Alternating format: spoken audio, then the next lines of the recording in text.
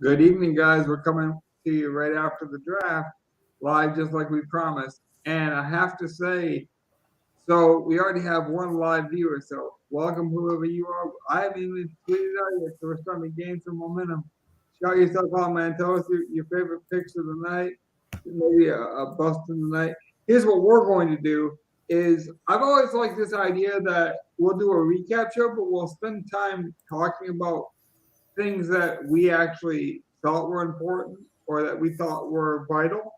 And a lot of times people will do a full breakdown, but then they don't really have anything to say and they waste a good 5 minutes on content where it could have been better spent.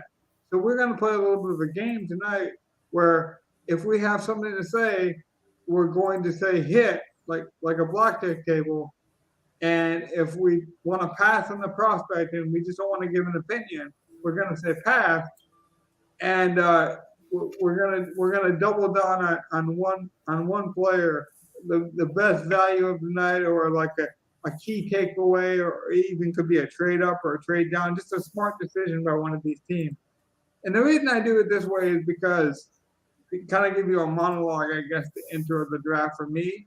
I always hate the knee jerk reaction because you either get the fan that's like all riled up and his team can't do anything wrong and it's like a big circus and it's a big party and he's happy. I never liked that because then every pick is good. I've also never liked the negative Nancy that comes to your party already half in the bag who like wants to boo all the picks. Like we don't know what these guys are going to be, but you're allowed to have a general reaction, but not everyone's going to elicit that reaction. Like some people, you're like, I'm just going to wait and see. So Mike's going to kind of lead us off here, and he's going to kind of steer the ship tonight, and then me and Gov are going to kind of play off of each other, and then Mike's going to interject here and there. So I think this will be really good. It'll be one of our more scripted podcasts. So we'll see how this goes. We're not actually watching anything live. This is like the first podcast we've done in a long time that wasn't like a watch-a-thon. So I'm excited. Go ahead, Mike. Take it away. This is going to be fun. This is going to be fun. It's not scripted because we didn't really script anything. We're just going to go in draft order and go down the list. And we'll go Logan first, then Gov, and then if I have anything left to add, but I'll try to be short on my takes. But we'll go with number one overall. Little surprise to some people, Trayvon Walker out of Georgia, defensive end, but some people are saying he might be playing outside linebacker with the Jags. Logan, I'll let you take it from there. So it's versatility. It's versatility and weird, unorthodox versatility and athleticism and uniqueness. If any of you guys know about the UFC, it's like a John Jones kind of frame in the sense like his body shouldn't be able to bend and move the way it does. But the problem is the college production isn't there.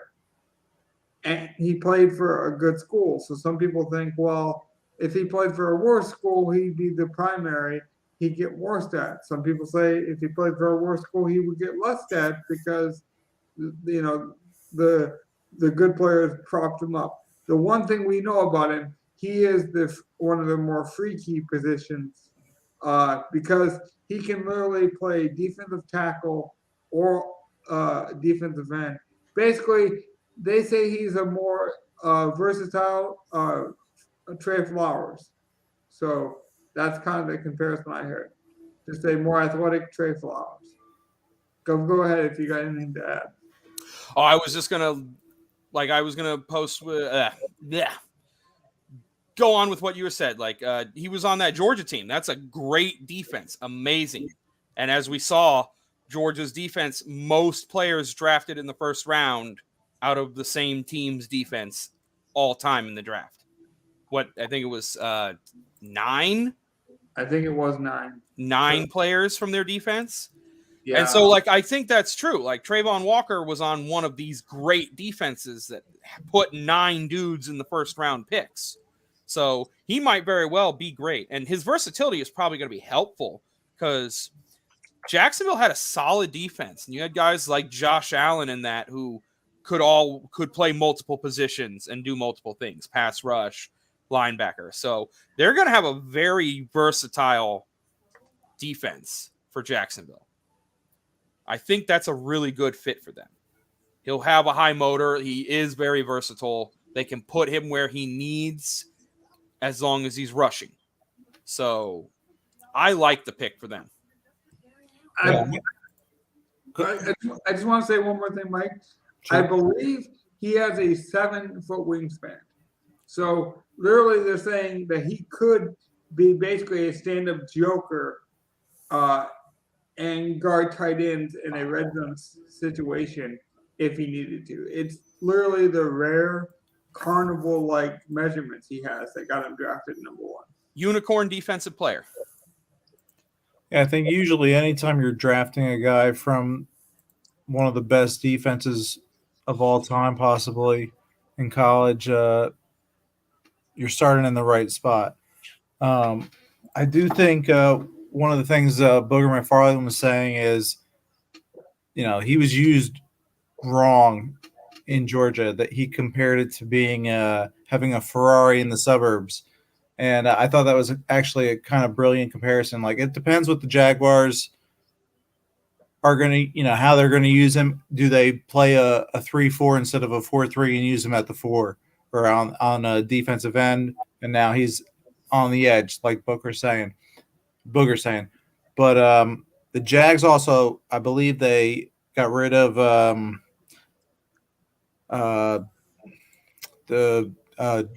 Miles Jack. Miles Jack, they did. He went to the Steelers.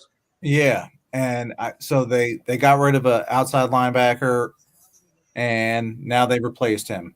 So they did that. We'll get to their later pick in the draft, but they also get another inside linebacker. So they're like you said, they had Josh Allen. I think it's a good move overall to replace what they have lost. And last year they went all offense in the draft. Now they go all defense in the first round. Moving on to the second pick, Logan's favorite team.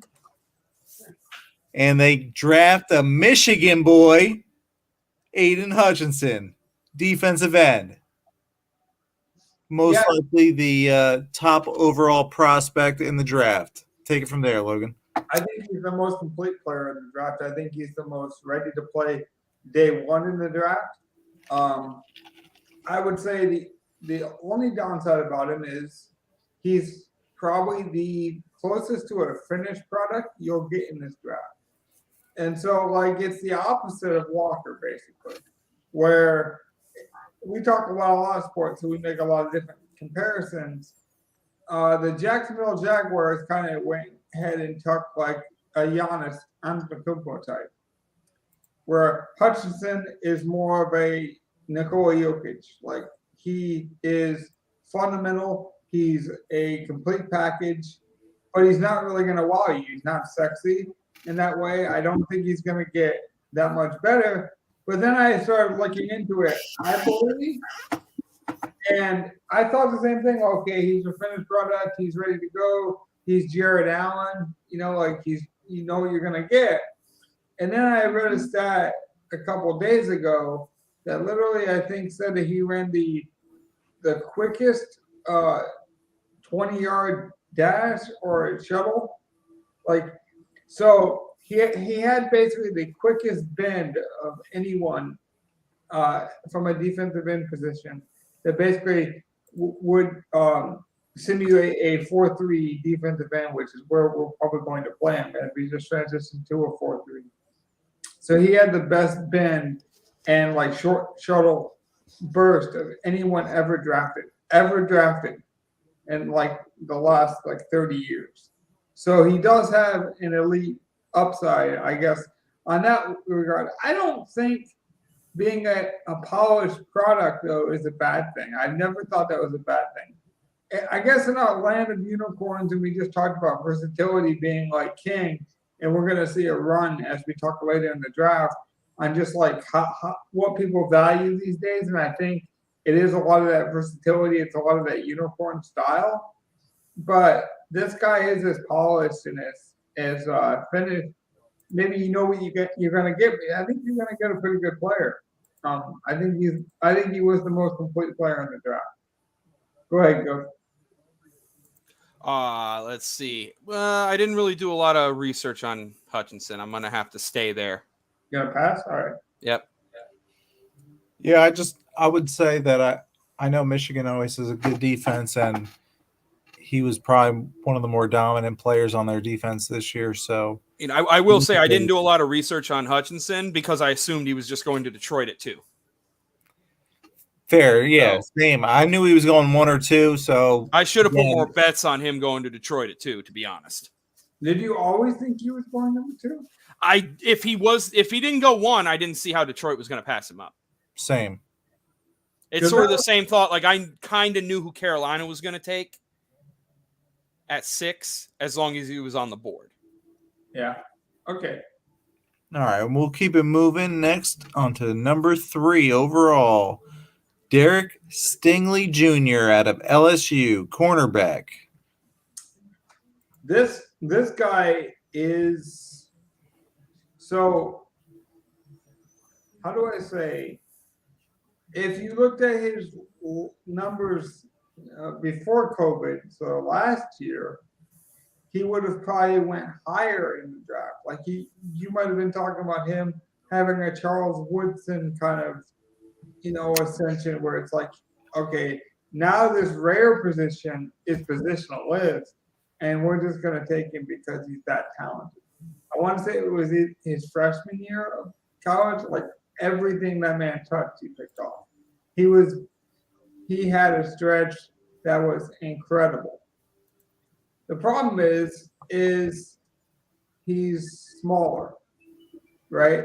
In a league where we're starting to see, again, I hate to keep saying it, but it seems like the way of the league, we're seeing more unicorns, we're seeing more magical creatures, these weird wingspan dimensions, different size and weights, but from a complete standpoint, this guy he reacts to the ball quickly. When he gets his hands around the football, he gets interceptions. He's very instinctive. He just doesn't have, like, he's not 6'2", he's not, incredibly huge, but he's incredibly productive. I would say he's one of the more productive guys in a seasonal standpoint. If you would just look at 1 or 2 seasons. Now, the COVID season was a bit weird for a lot of players. I think in a way that's why this draft is so unpredictable, is because a lot of people came back for the COVID season or left early because of COVID. And it kind of threw the cycle off. And so in general, we're just seeing weird numbers and statistics based on the format of college. But from a production standpoint, this might be the most productive player of all college. Go ahead, go. Have you got anything? Let's see. I loved him. I think he is a shutdown corner. He's the best corner. I thought he was the best corner in the draft. Yeah. Like, I think Gardner was slightly higher rated, but Yeah. I thought he was the best corner. He played for the SEC, so he saw talent there in LSU. Yeah. It's a good pick for Houston. Lovey's going to get his shutdown corner. Like, it'll probably work out for them. Yeah, I just want to say one more thing before Mike jumps in here. That was what he said. He said, I played the SEC. They stopped throwing my way because they knew how good I was. Again, I played in the best, conference in football. That's why my numbers dipped, because I played the best year, the best division in college. So my numbers could have been more dominant elsewhere.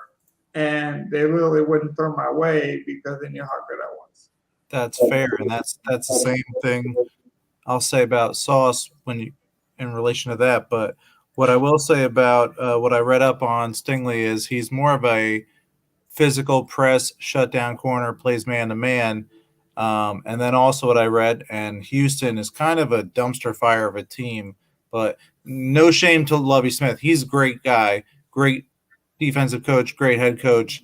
I like him, but the organization has a history of not doing well. they probably don't draft well overall. Like they've had some hits, but the Deshaun Watson thing, why they've had to let him go, I'm not even going to touch that. I understand that's a tricky situation, so no blame there. But there's a lot of other flaws with that team, and that's why they haven't been successful. And with Lovie Smith, he tends to play a cover 2 scheme defense, the Tampa 2. That's not the man-to-man that Stingley's going to be primarily best at. So will it be a fit? I'm not sure. I don't know that this is what they need to help them. Maybe it's a long-term move, and they're not thinking really about Lovie Smith. So I don't see that this helps the Texans right now or next year. I think the Texans are still a super long way away, but that's besides the point. But I do think he's a great player. So I will say, I don't know if this is going to be a good fit for him either right now. Maybe they get rid of Lovie in a year because he was not they didn't have a plan for him anyway. They kind of just threw him in there. And again, that's not a slight to Lovie. That's a slight to the Texans' dysfunction of organization. Well, I got to say real fast, Lovie did not coach last year, right? He was the D coordinator, wasn't he? Yeah, I'm saying as a head coach. He said that he's not going to run the Tampa 2 exclusively. He said Lovie can say that. I go by what you do, not what you say. He said he's going to evolve just like he asked his players to adapt. They're going to run some cover 2, but he's not just a cover 2 coach. That's what he said. Okay.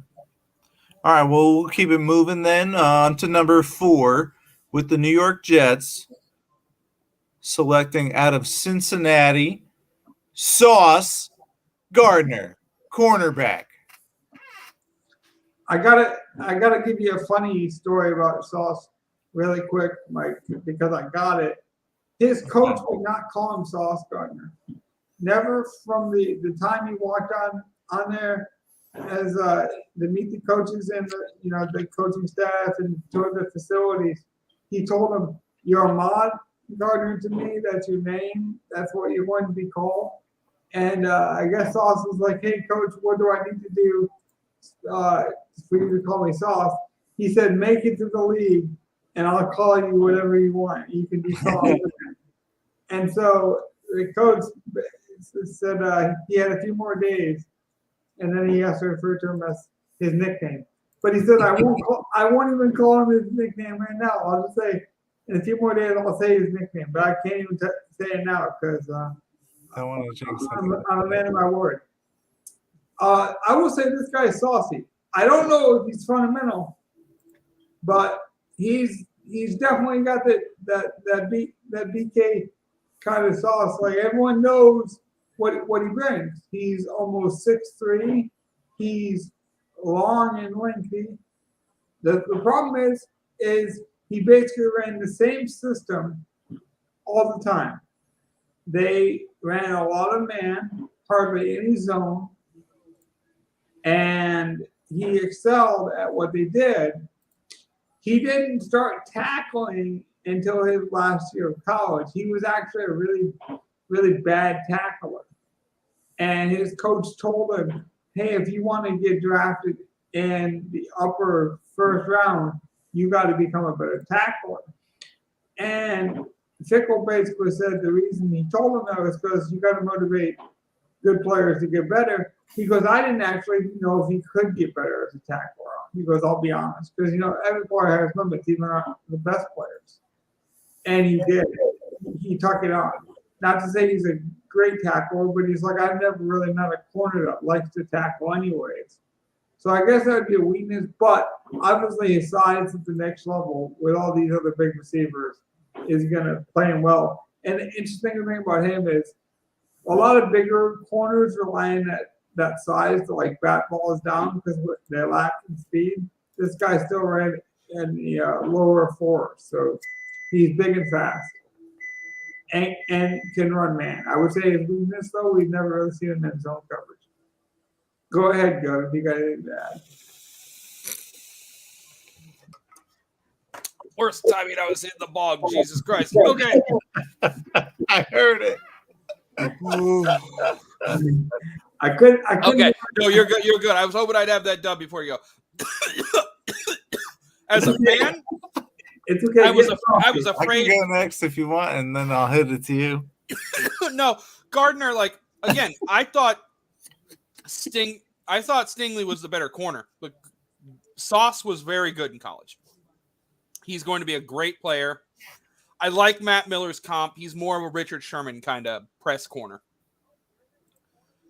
Probably better sticking to one side and playing zone as opposed to playing man. I want to see how he does playing man in the NFL, but he'll be legit. He'll be good for that Jets defense if anything can help the Jets. Can I interject really quick, though? Yes. And so I told Mike we were going to play some either or, but I'll throw it in here and there so we can keep a flow going, and so the podcast doesn't end up being so long. Since you like both prospects, but you tend to favor Stingley, if I gave you $500 and I said, okay, I need you to bet $250 on the first 3 years of their career, and then I need you to bet the other $250 on who's going to play with a longer tooth or with a more sustained success over time. Does that change? Who plays better? Who excels at the next level? So basically, you're giving me $500, and I have to bet $250 on who has the better early career, and then bet $250 on who has the more successful total career or the longest total career. The more successful long-term career. So, like, basically, the end of the bet would basically be who has the most Pro Bowls. Do they have Super Bowls? But for the first part of the parlay bet, I just want you to say individual. So try to take this. Okay, so $250, I would say Sauce is going to look good out the gate. Okay. He's going to need to. He's going to have the positionality, and it's like he's going to look good. That being said, he's going to be a Jet, and it's going to be hard for him to do many things as a Jet. Like, I don't see how many awards he's getting being a Jet. Stingley, if he can play 8 to 10 years, probably going to make some Pro Bowls, especially in the AFC over on that for them. He's going to see enough of the high-end quarterbacks that if he can stay in the league and have a few good games, he will. I don't know.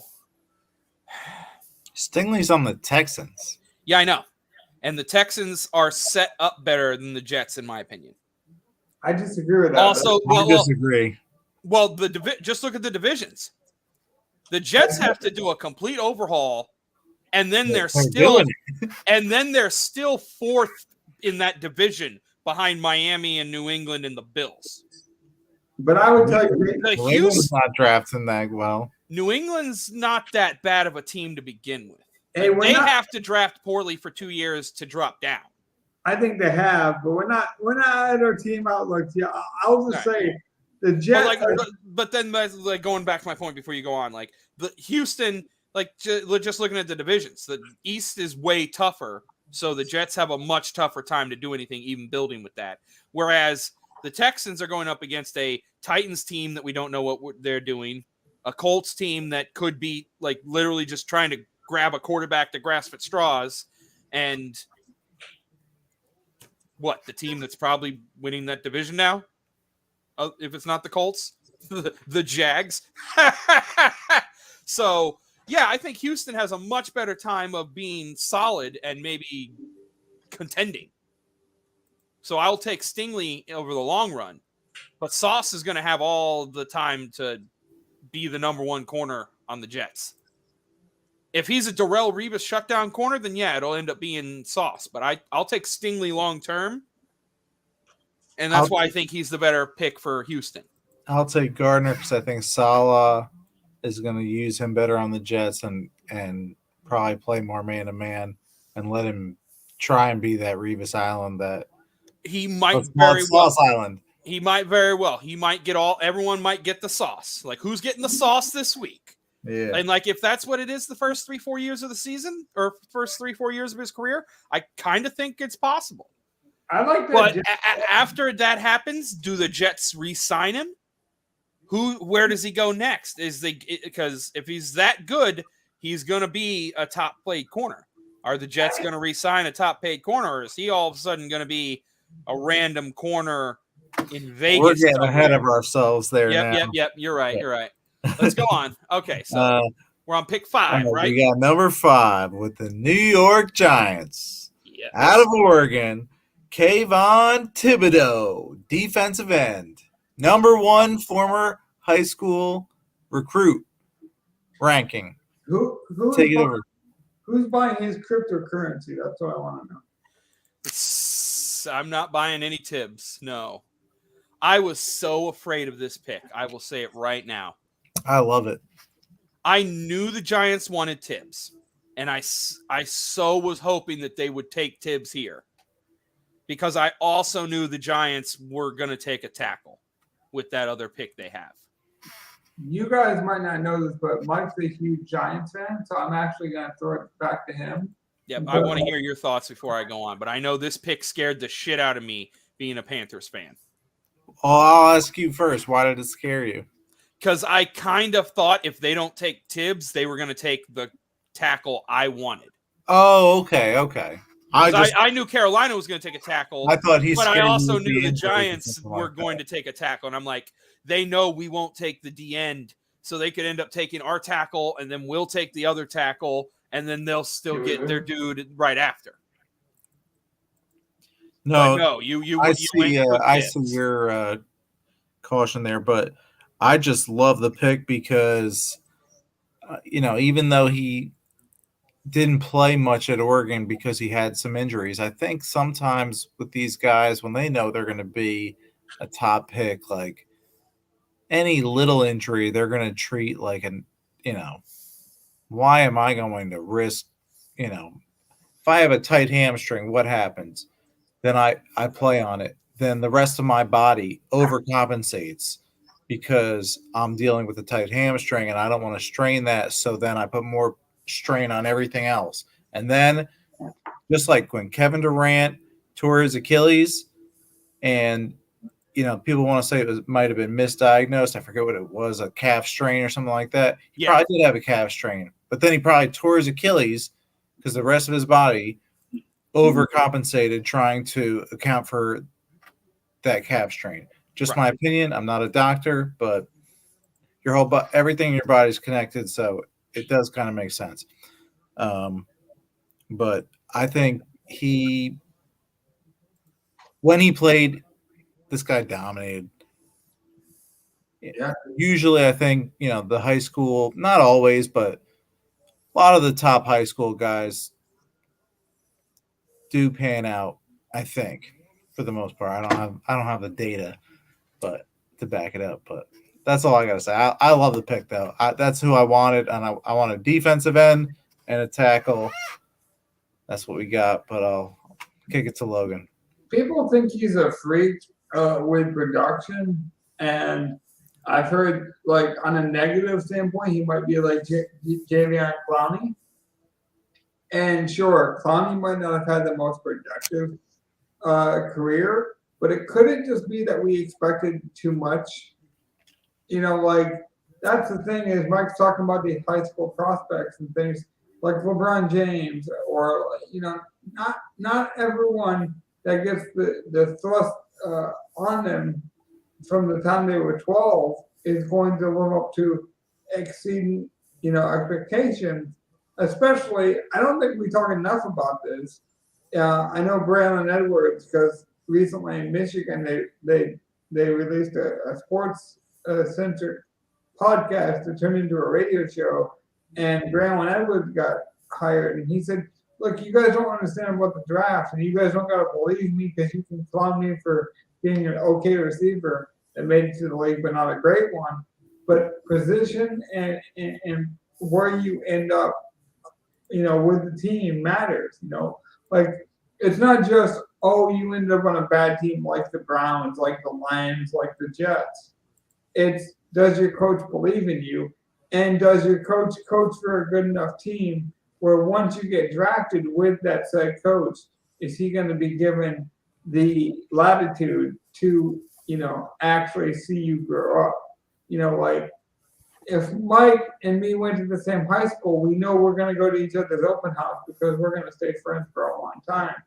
But if that marriage isn't between a coach and a player and it's not given the right opportunity to grow, then I think we have problems. And I think that Thibodeau's only drawback is his misconception, or maybe it's the truth, is a lot of people have been calling into question his motivation and his maturity, which I think is unfair because he's either immature and you're making fun of the kid's inability to grow and improve, and that could be a mental health problem, or it's incorrect and you're just dogging the kid for no reason, because I think he just thinks differently.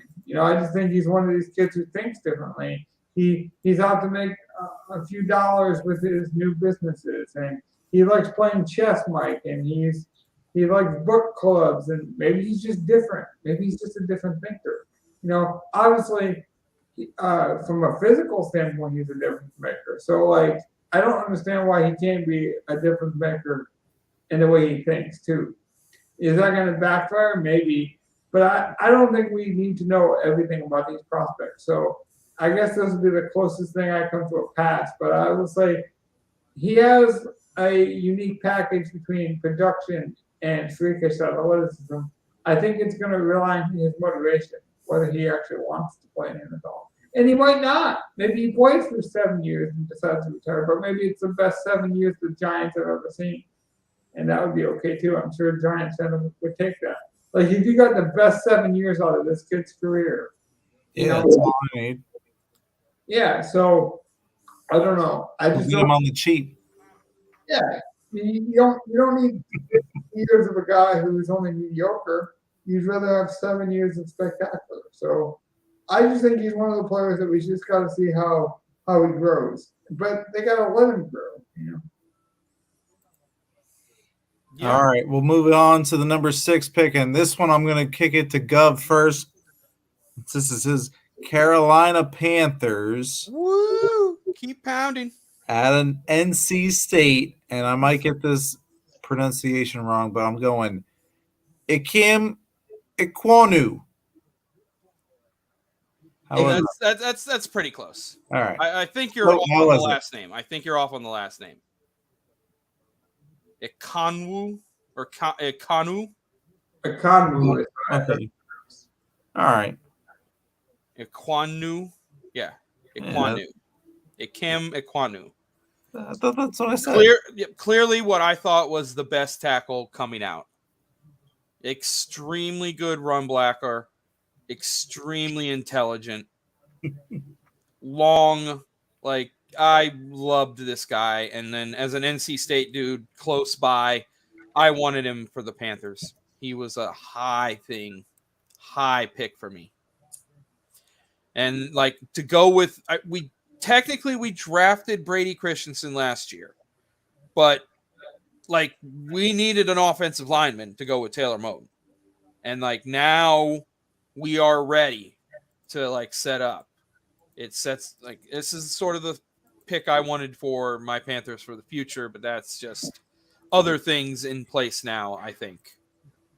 Waiting on other stuff to happen.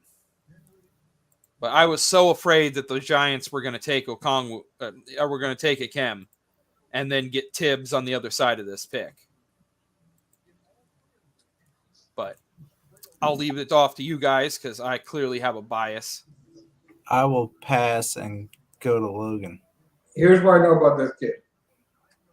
They say that he could be the most the best run blocking ready. Those meals you get at the really good restaurants, and you're well, this is one of those meals that you can warm up, but you get it from a good restaurant, so you know it's gonna be good. The high quality ready-made meals. Like this guy is high quality ready-made run blocker. Like they were saying that he might be the nastiest run blocker to come out in the last 10 years. Yes. They were saying that he might be, you know how they thought Becton was going to be so strong and physical with the Jets? They're saying that he's already stronger than Becton, but doesn't have the injury concern and has better IQ for the run game because he already knows how to attack the second level. The one negative I heard was, and the guy said, I don't mean this to be funny, but this is what one of his coaches would tell him. They would sometimes call him Dorothy because he was such a bad pass blocker at times that he would click his heels together and he would lose his defender in the pass blocking game. And so he would literally click his heels together like Dorothy would to try to get home. And Footwork. Yeah. Footwork is tough. But you got to realize the guy is what? 360 pounds and runs like a tight end. 315. He's not quite that big, but still 6'4", 315 is Sorry, that's I should clarify. I mean when he came in. He was heavier. And so like he didn't know how to move his feet. He's improved his pass blocking skills every year he's been in college. It's just he was so far behind in the pass game that obviously hasn't caught up to his run game yet. But even if he has to play guard in the NFL, he could be one of the best. He could be a Pro Bowl guard within 2 years. And I don't think it really matters between tackle and guard these days, Mike, just because we're seeing so much versatility on the offensive line that you're not looking at your grandpa's offensive lineman anymore. I mean, we're looking at more innovative toss plays and stuff like that. So anytime a guard can show, the ability to pull and get out on the edge and set the edge, it's valuable. So I think guards are becoming just as valuable as tackles. So I don't mind the position of the pick at all. Yeah, and he's coming on a team where you have Taylor Moton. So he could probably end up playing left or right tackle, depending on what we need. Or we can move him to guard if Christensen looks like he's going to work out. So I'm high on this pick. It's my favorite pick. Like I said, after this, I sort of stopped watching the draft because now I'm playing billiards and I'm happy we got our tackle. I will say no excuse for Christian McCaffrey. They gave him more protection with this pick. They also gave Sam Darnold maybe another second chance. So, you want to talk about a team that has a chip on their shoulder. This team better wake up really quickly, otherwise. That's where it gets to my other stuff. I'm totally looking at, I can't see how we're not about to pull first rounders from next year or something and CMC to get that Garoppolo-Debo combo from San Fran. You might. Now that the Steelers drafted theirs, no one in my circle says Carolina wants Baker. No one is looking like they're going to grab Baker. If they get Baker, it's out of left field, and I don't even know what to think. If I even I'll have to step back and maybe not be a Panthers fan for the year and not have a team in football this year. Oh. Seriously, Baker Mayfield is all day. I've been watching my dad with Baker Mayfield and the Browns because my dad's a hardcore Cleveland Browns fan, and I swear to God, signing Baker Mayfield and making him your franchise quarterback might be enough to have me jump ship. I have to stand back and watch. I'll have to see him not look like himself for a year and be like, okay, maybe it was just Cleveland. Maybe it was just Cleveland. Maybe Deshaun Watson is about to be absolute garbage and Baker's going to sign somewhere and be good, and it is just Cleveland. But I'd have to literally sit there and watch that for a year and then come back and be like, okay, Baker's not as bad. Well, I'll see how good we are. But then maybe it's not, and Deshaun Watson does well and Baker's absolute garbage and we make that pick, and I'm like, God damn it, we're so stupid. Well, but I'm totally expecting us to trade for a quarterback. Joe Brady said and Matt Rule said we want a veteran. If there's not a good one we're going to get in the first round, we want a veteran quarterback. So the fact that we didn't take a quarterback in the first round tells me that we're probably going to go sign a vet,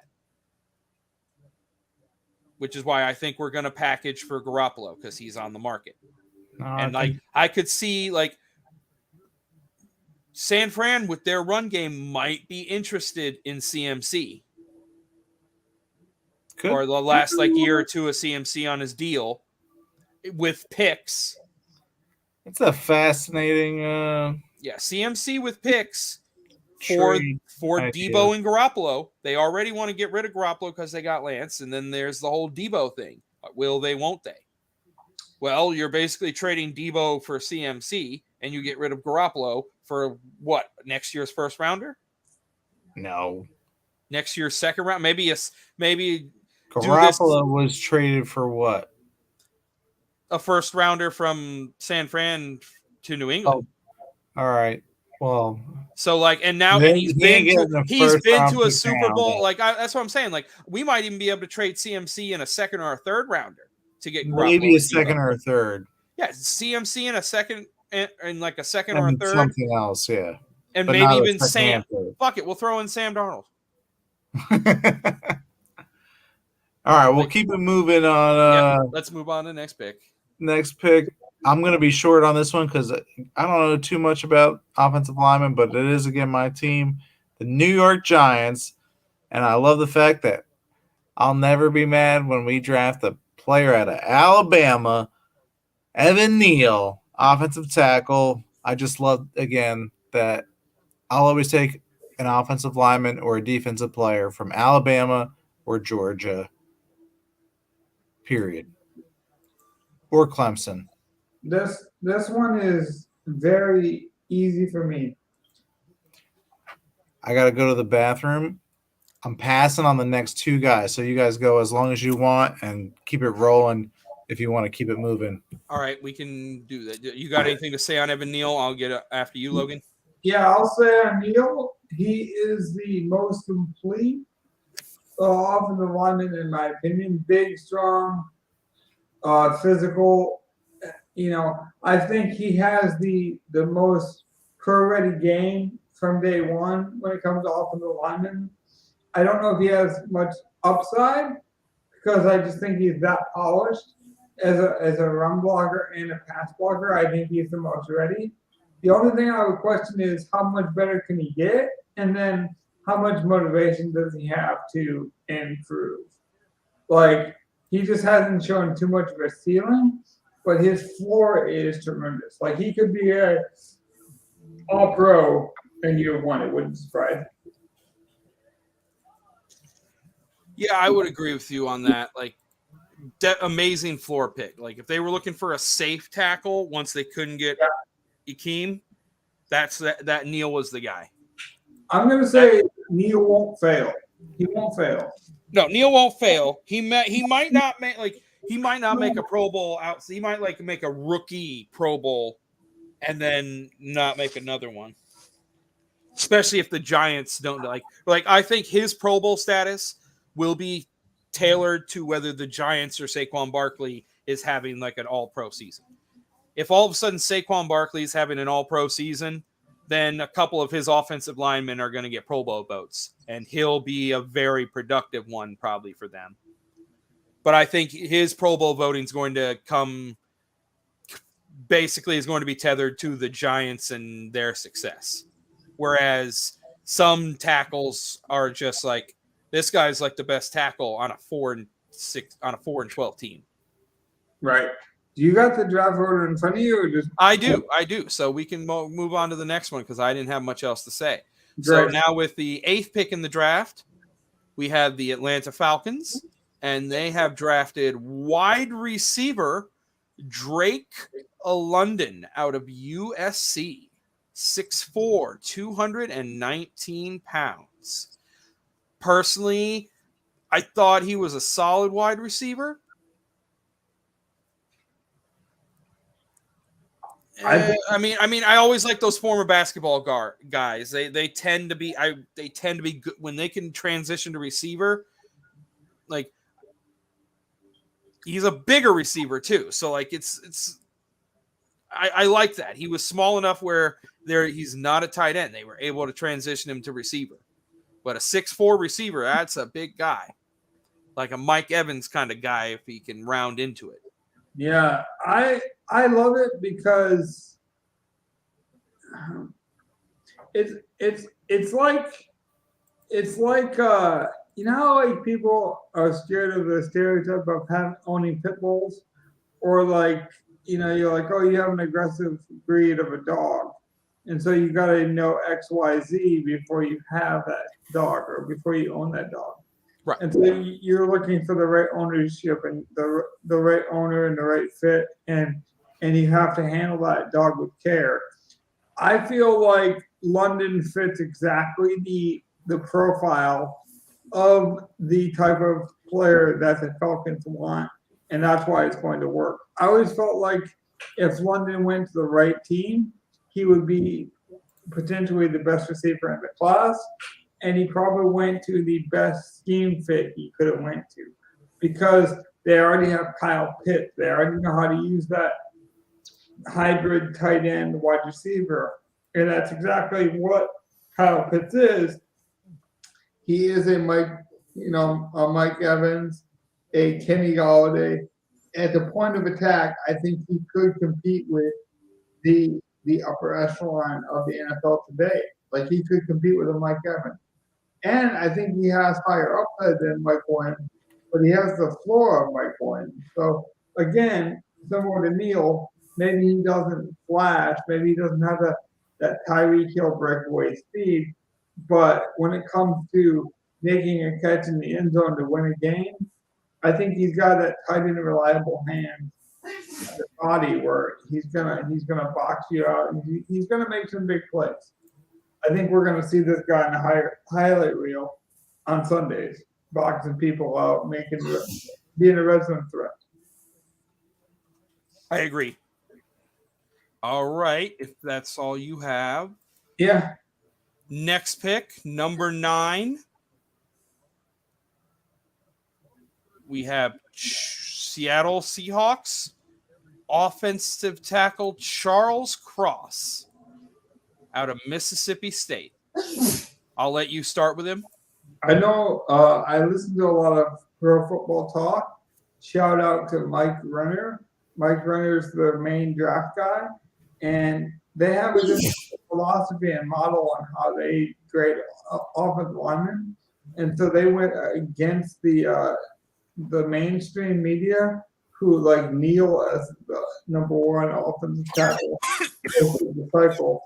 He thought Cross, I think, from Mississippi was the most complete guy. He thought he had the best ceiling and the best floor. He thought he was a good player now with the upside to be great, where he thought Neal was pretty much already maxed out, is what he basically said. Yeah, I think that's about I didn't have much to say. I think that's a good, pretty polished. Yeah. Polished, but still has a chance for upside, where a lot of these guys are either all upside or they're already ready. Where this guy's still, he basically, the fish already tastes pretty good, plus you could put it in the deep fryer tomorrow and it would still taste just as good. With some of these guys, if you don't want to overcook them and they're already fully developed. This guy has kind of the best of both worlds. Mike, is there anything you want to add on Cross before you move on? Nah, I was good on Cross. But then if you're good too, Gov, I'll move on. All right. We can move on to the next one. All right. With the number 10 pick out of Ohio State, the New York Jets select Garrett Wilson, wide receiver. And we'll pass it on to Logan. Wide receiver was interesting. Everyone knew that there was going to be a lot of wide receivers that went. And it was just honestly a salt and pepper taste thing, because some people like the faster receiver, so they wanted a bit more salt on their fries. And some people liked a little bit more vinegar on the fries, and so they wanted a more bigger bodied London. I thought that this prospect was one of the safer picks, but I don't think he's ever going to be like a wow guy. I don't ever think he's going to be like a multi-time Pro Bowler, but I think he's going to be like a consistent, I'm not going to drop the ball for you. He's basically going to be Roy Williams of the Lions ilk. Like, he'll be on a team for like 13 years, be productive, a Nate Burleson type who's just like around for like 13 years, solid. His teammates love him, but he just never flashes true greatness, but is always consistently good. Which, as a golf fan, that's not a knock for me. I think consistency is important. And if we're going to use the golf analogy, this guy's always going to make the cut. He just might not win a lot of majors. Go ahead, Gov. What do you got? I was going to say, like, this was why I had my sort of hesitation about London. Is like, he's one of the top receivers. I personally liked Wilson the best because of that consistency. Yeah. I would have like my comp would have been like a Robert Woods or some sort. So same sort of, like, he might not be that outstanding number one receiver, but if he's the number two on your team, he can be the number two on your team, and you're good. You're solid. He's consistent. He'll catch balls. He has good skills. He already has some big play threat. Like, yeah, he can make the contested catches if he can, like, just, he will be a very solid receiver, especially early on. Let me role play with you for just a minute, and then we can move on, because that'll be it for me. But I think that's perfect, because I think it's exactly the contrary. Is where London, I feel like, needs the right type of quarterback. And luckily, like I said, he went to that team. He went to that team that likes the big body. They like the college type.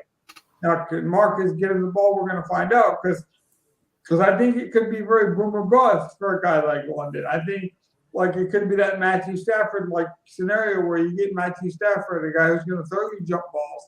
London could succeed. Where if you got a Daniel Jones in there who doesn't throw the jump ball to Kenny Galladay, then London could be out in 5 years. Where Wills, I think he's just going to be consistent for 12 to 13 years, no matter who. Like, Daniel Alfie could come out of retirement. I still think this guy would carve out a career. Like, I just think he's going to be consistent no matter who throws the ball. Daniel Orlovsky. I'm being serious, though. I think this guy could catch the ball from anybody. He could catch the ball from me. Not if he runs out of bounds in the end zone before he throws it. That would be totally on Dan. But I'm saying, like, well, it's happened before. It can happen again. This guy is a solid contributor no matter what team he plays for. I think there's always going to be a place for him on the field. I just don't. He doesn't flash that high ceiling for me. All right. With Garrett, for me, I feel like he's a solid receiver. I think he's definitely going to be, like you guys both said, in the NFL a long time. I do like the fact that the Jets drafted him. This is 2 years in a row, and I'm not a Jets fan, but I know a lot about the Jets because I live in New Jersey and hear about it from my Jets fan friends. And they normally, in my opinion, don't draft that well. Never liked the Sanchez pick back in the day. Not to go on about that, but they're doing a lot of nice things around Zach Wilson. I never really followed Zach Wilson too much in college, although, yeah, his pro day impressed me like it impressed everybody else. I love the fact that he's mobile and can run and pass. Like, he's definitely got a great arm. Just they got to put the pieces around him and they got to protect him, so because he's kind of small.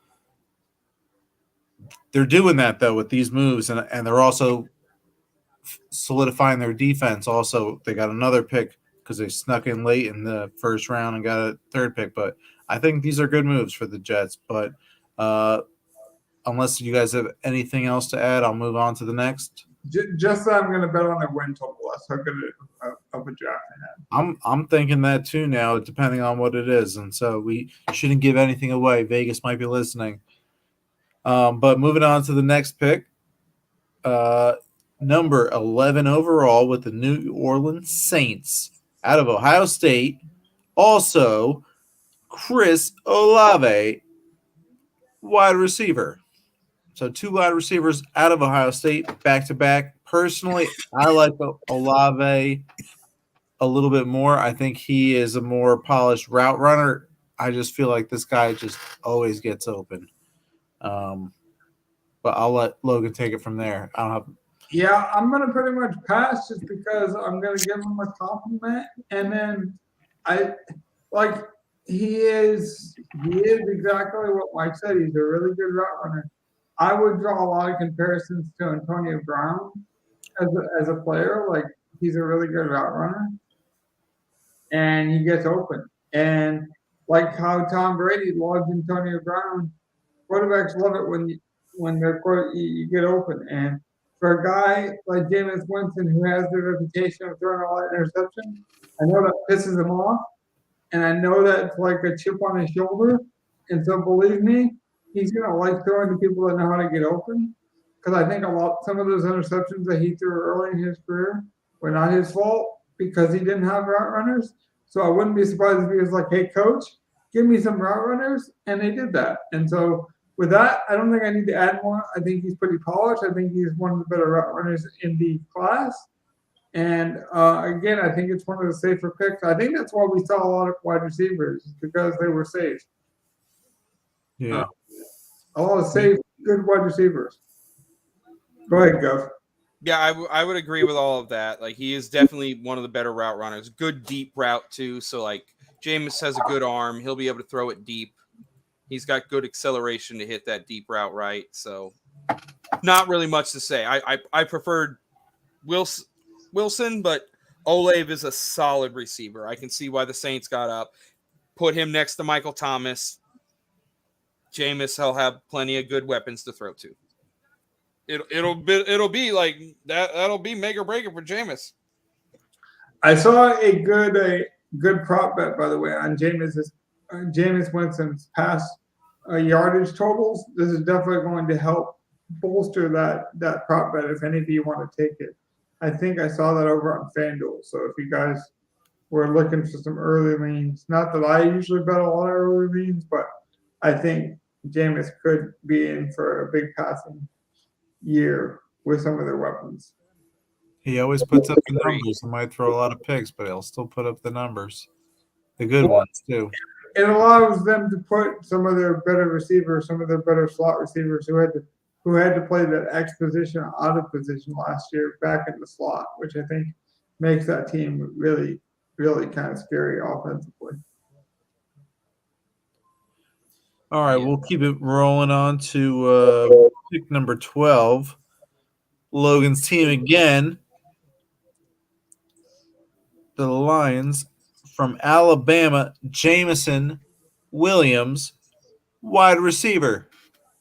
I think this is the riskiest pick in the entire first round. This made me feel like it was a fantasy draft. Like someone's reaching for a wide receiver since they thought a run was happening. Good Lord. Yeah. But the problem is, if you reach for him, he's like a cheetah. You can't catch him. Yep. If he plays. That's why it's risky, because he might, more than likely, he's going to miss at least 60% of the season. But if he was healthy, he would have probably been the number one receiver off the board. I guarantee you he would not have fell to the Lions, and that's why they traded up to get him. So they traded up for a guy that is going to be injured all year. And you guys can make all the jokes about the Lions that you want, because we have been bad in the past, but none of those decision makers are on our staff today. In fact, the guys calling the shots for us today are St. Louis Rams draft genius, as I call him, Brad Holmes, pretty much drafted every one of the Super Bowl youngsters from the Rams, and Dan Campbell, who took over with no coaching experience from Joe Philman with the Dolphins, motivated that team to some wins, and then spent years under Sean Payton. So we're not talking about dumb football decision makers here, and we're also talking about a ton of former players who understand former players. And so don't tell me Dan Campbell hasn't seen some injured players, and in his day, so he knows the difference between, hey, I'm just injured trying to get a paycheck, or hey, I want to play. I'm just saying he must have saw something in this kid to know like he has the acumen to want to play football. Because if you just want to collect a paycheck, I mean, he was going to go in the first round regardless. The fact that you traded up tells me that you fell in love with this guy. I mean, I would have fallen in love with him too. Alabama wide receiver. I mean, he's going to, like you said, like he blew out his ACL in the title game. So when he comes back, he might play half the season. He might end up just being your kick returner for half the season and that extra fourth guy, depth receiver. But he'll still be very solid and could easily be your number 2 or 3 by the start of next year. It'll be hard. I got to see how Shark plays with your team. But like Amon-Ra, St. Brown, Shark, Hawkinson, and you add Jameson Williams, like that's a very potent offense for Jared Goff to do something with. But it's, yeah. Also DeAndre Swift. I almost forgot about him. Yeah. Don't forget about Josh Reynolds either, one of Jared Goff's number 1 targets. Everyone always sleeps on Reynolds, but Goff actually favors him, kind of like Robert Woods and Stafford. I remember everyone always talked about Cooper Kupp, but actually Stafford always mentioned Woods. And I feel like that relationship extends to Jared Goff and Reynolds, but that's for another day. I will say, Mike, to set you up, and you can have the last word on this. You know how, like, if you were to date somebody, and if you date that person and they're a good time, and you take them out to dinners, and they're good to hang out with the friends, but they kind of embarrass you with the parents, and they're only good in certain circumstances. Well, if that person got hurt or they needed extra attention and required you to give extra attention, they better do everything else. They better treat you well, and you better really love that person, because it's easy to hang out with that person when they're fun and everything's jovial. When things are tough and they got to do a recovery, you got to really take care of them. That's when you find about true love. I'm just saying the Lions traded up for a person that was already injured, who was probably at the lowest point of their career, and like literally decided to get surgery during the combine so he would be ready as quick as possible for his new team. Even though his college coach said, don't do it, I would rather you wait to get surgery after the combine so you can make more money. And he said, no, coach, I'm a team player. I got to be ready for my team as soon as possible. I will forego the combine.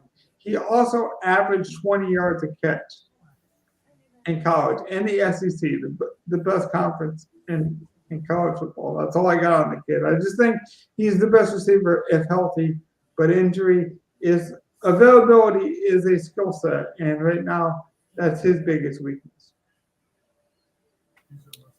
Yeah, I do think Jameson Williams proved his talent the first time when he actually got to play against Georgia, which was the most talented defense talked about over and over all season about how great they were, possibly one of the best of all times. And the game Alabama won, they won because Jameson Williams was unguardable. They couldn't stop him. So he's got the speed.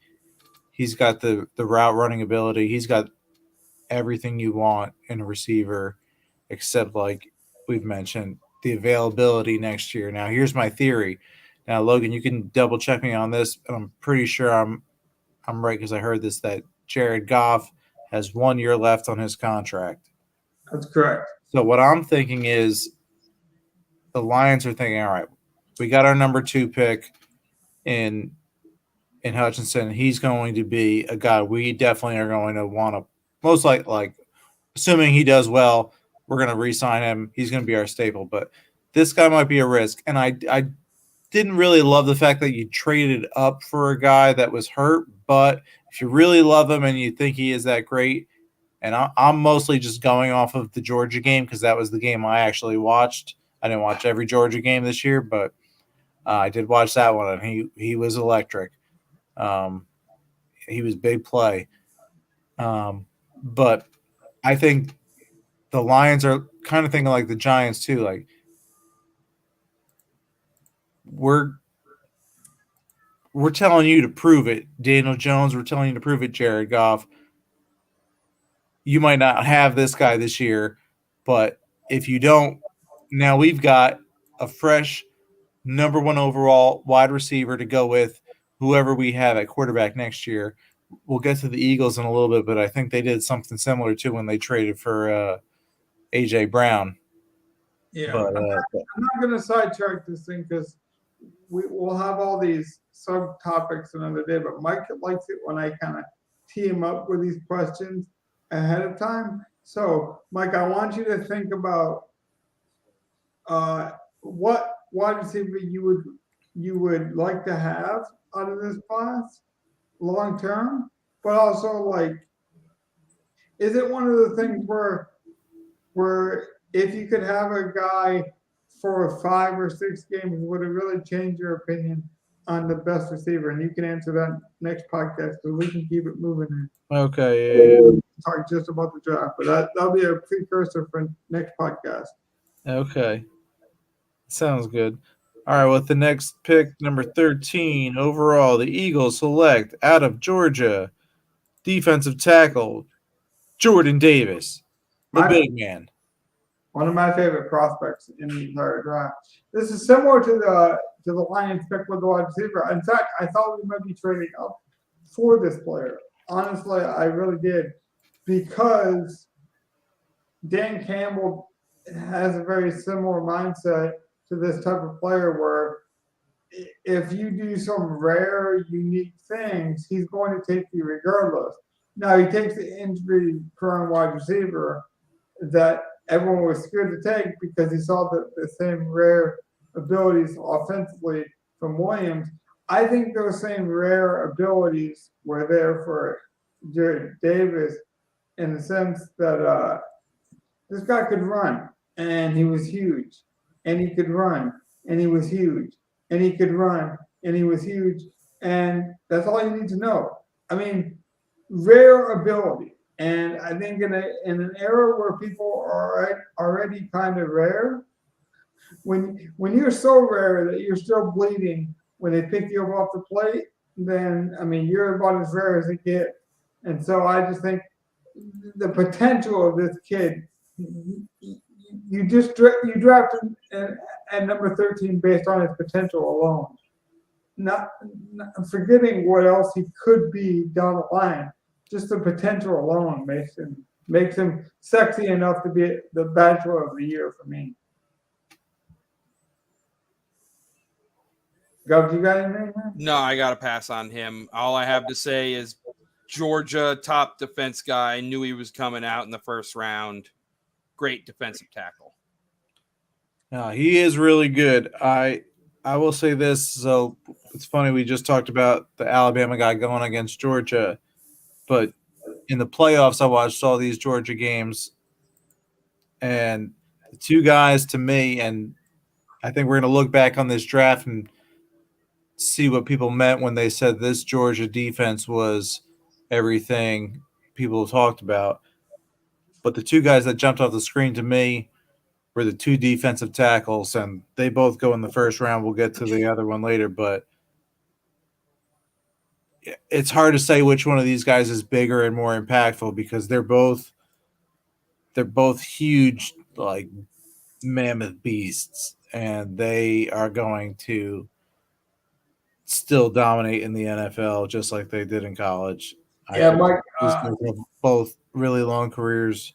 I thought Gov would have a little something to say, so I'll just add that I think it was someone from PFF, might have been Mike Brenner, said that they thought he was like Haloti meets the speed of a TJ Watt. Like, think of a motor like TJ Watt with the body of Haloti. A young Haloti would be a good comp for him, I'd say. Yeah. But a super athletic version of Haloti. Yeah. But like Haloti was amazing on that Ravens team. Like he anchored them, especially when they were young. Like it helped make that defense as good as it was late in Ray Lewis's career in that. Yeah, and the defensive ends always get the credit for being the guys that get the pressure on the quarterback and stuff like But the that. D tackles are, especially those 3-4s, are absolutely vital. Yeah, Now, look at Aaron That Donald. the nose tackle in a 3-4 is insanely vital. yeah, I will say the people that hate him compare him to Mount Cody a couple years ago. The Terrence Cody. No, that guy was huge. That guy was out of shit. Like that guy had. This guy's a legit. Like, there's a reason Georgia's defense was that good this year. He's a legit reason. So I wouldn't go that far, but I can see why people would say that because he had talent. But Jordan Davis, I don't feel like Jordan Davis will have any kind of qualifications like that. I don't agree with that. I'm just giving a negative perspective because we were all three so high, and someone did think he would eat himself out of the league. I don't think that, but that's a contrarian view. Go ahead, Mike. All right. Well, we go on to the next pick, number 14. Baltimore Ravens select out of Notre Dame safety Kyle Hamilton. I think this was the steal of the draft in terms of the value based on position. You guys got to realize for the last, I would say, 3 months of the whole process, I had never seen this guy outside the top 8. He just recently fell because of the Underwear Olympics. Now, the Underwear Olympics, otherwise the combine. Now, here's the circus, the underwear circus. Right. Now, here's the thing. Some of the combine numbers have proven to be valid. So if you're a believer in the combine numbers, you would say Hamilton is a slow guy who doesn't have a position in the league. He is 6'4". He's a tweener between a linebacker and a safety, and he's not particularly fast. And in a league that has a ton of athletes, he's just a guy. The people who like him say he's 6'4". He doesn't need to run fast in a straight line because he'll play faster than he is, and he's so instinctive to the ball, similar to Ed Reed, that they played him at corner in the slot. Some in college. Now people think you got to wear that because you're talking about college athletes opposed to NFL. I would tell you he's 6'4" and he's kind of that tweener.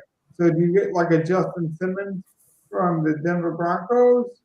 Or are we talking about, one of these hybrid guys that looks good in a photo shoot but can't perform on the field? I think we don't really know, but I would say based on his potential, he was well worth the pick here.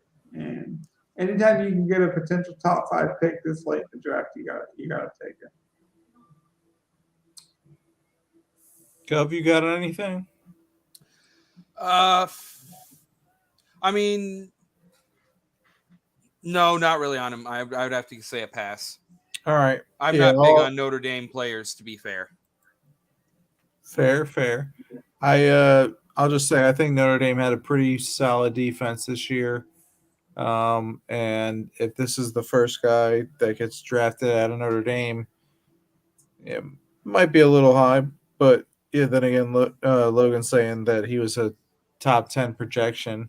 We're getting middle of the first round. That's not horrible. So, and I feel like the Ravens kind of always nail their defensive picks.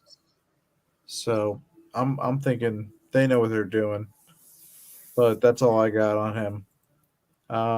We'll move on to number 15, the Houston Texans out of Texas A&M. Guard Kenyon Green. I will say I didn't know a ton about him. The people at PFF liked him.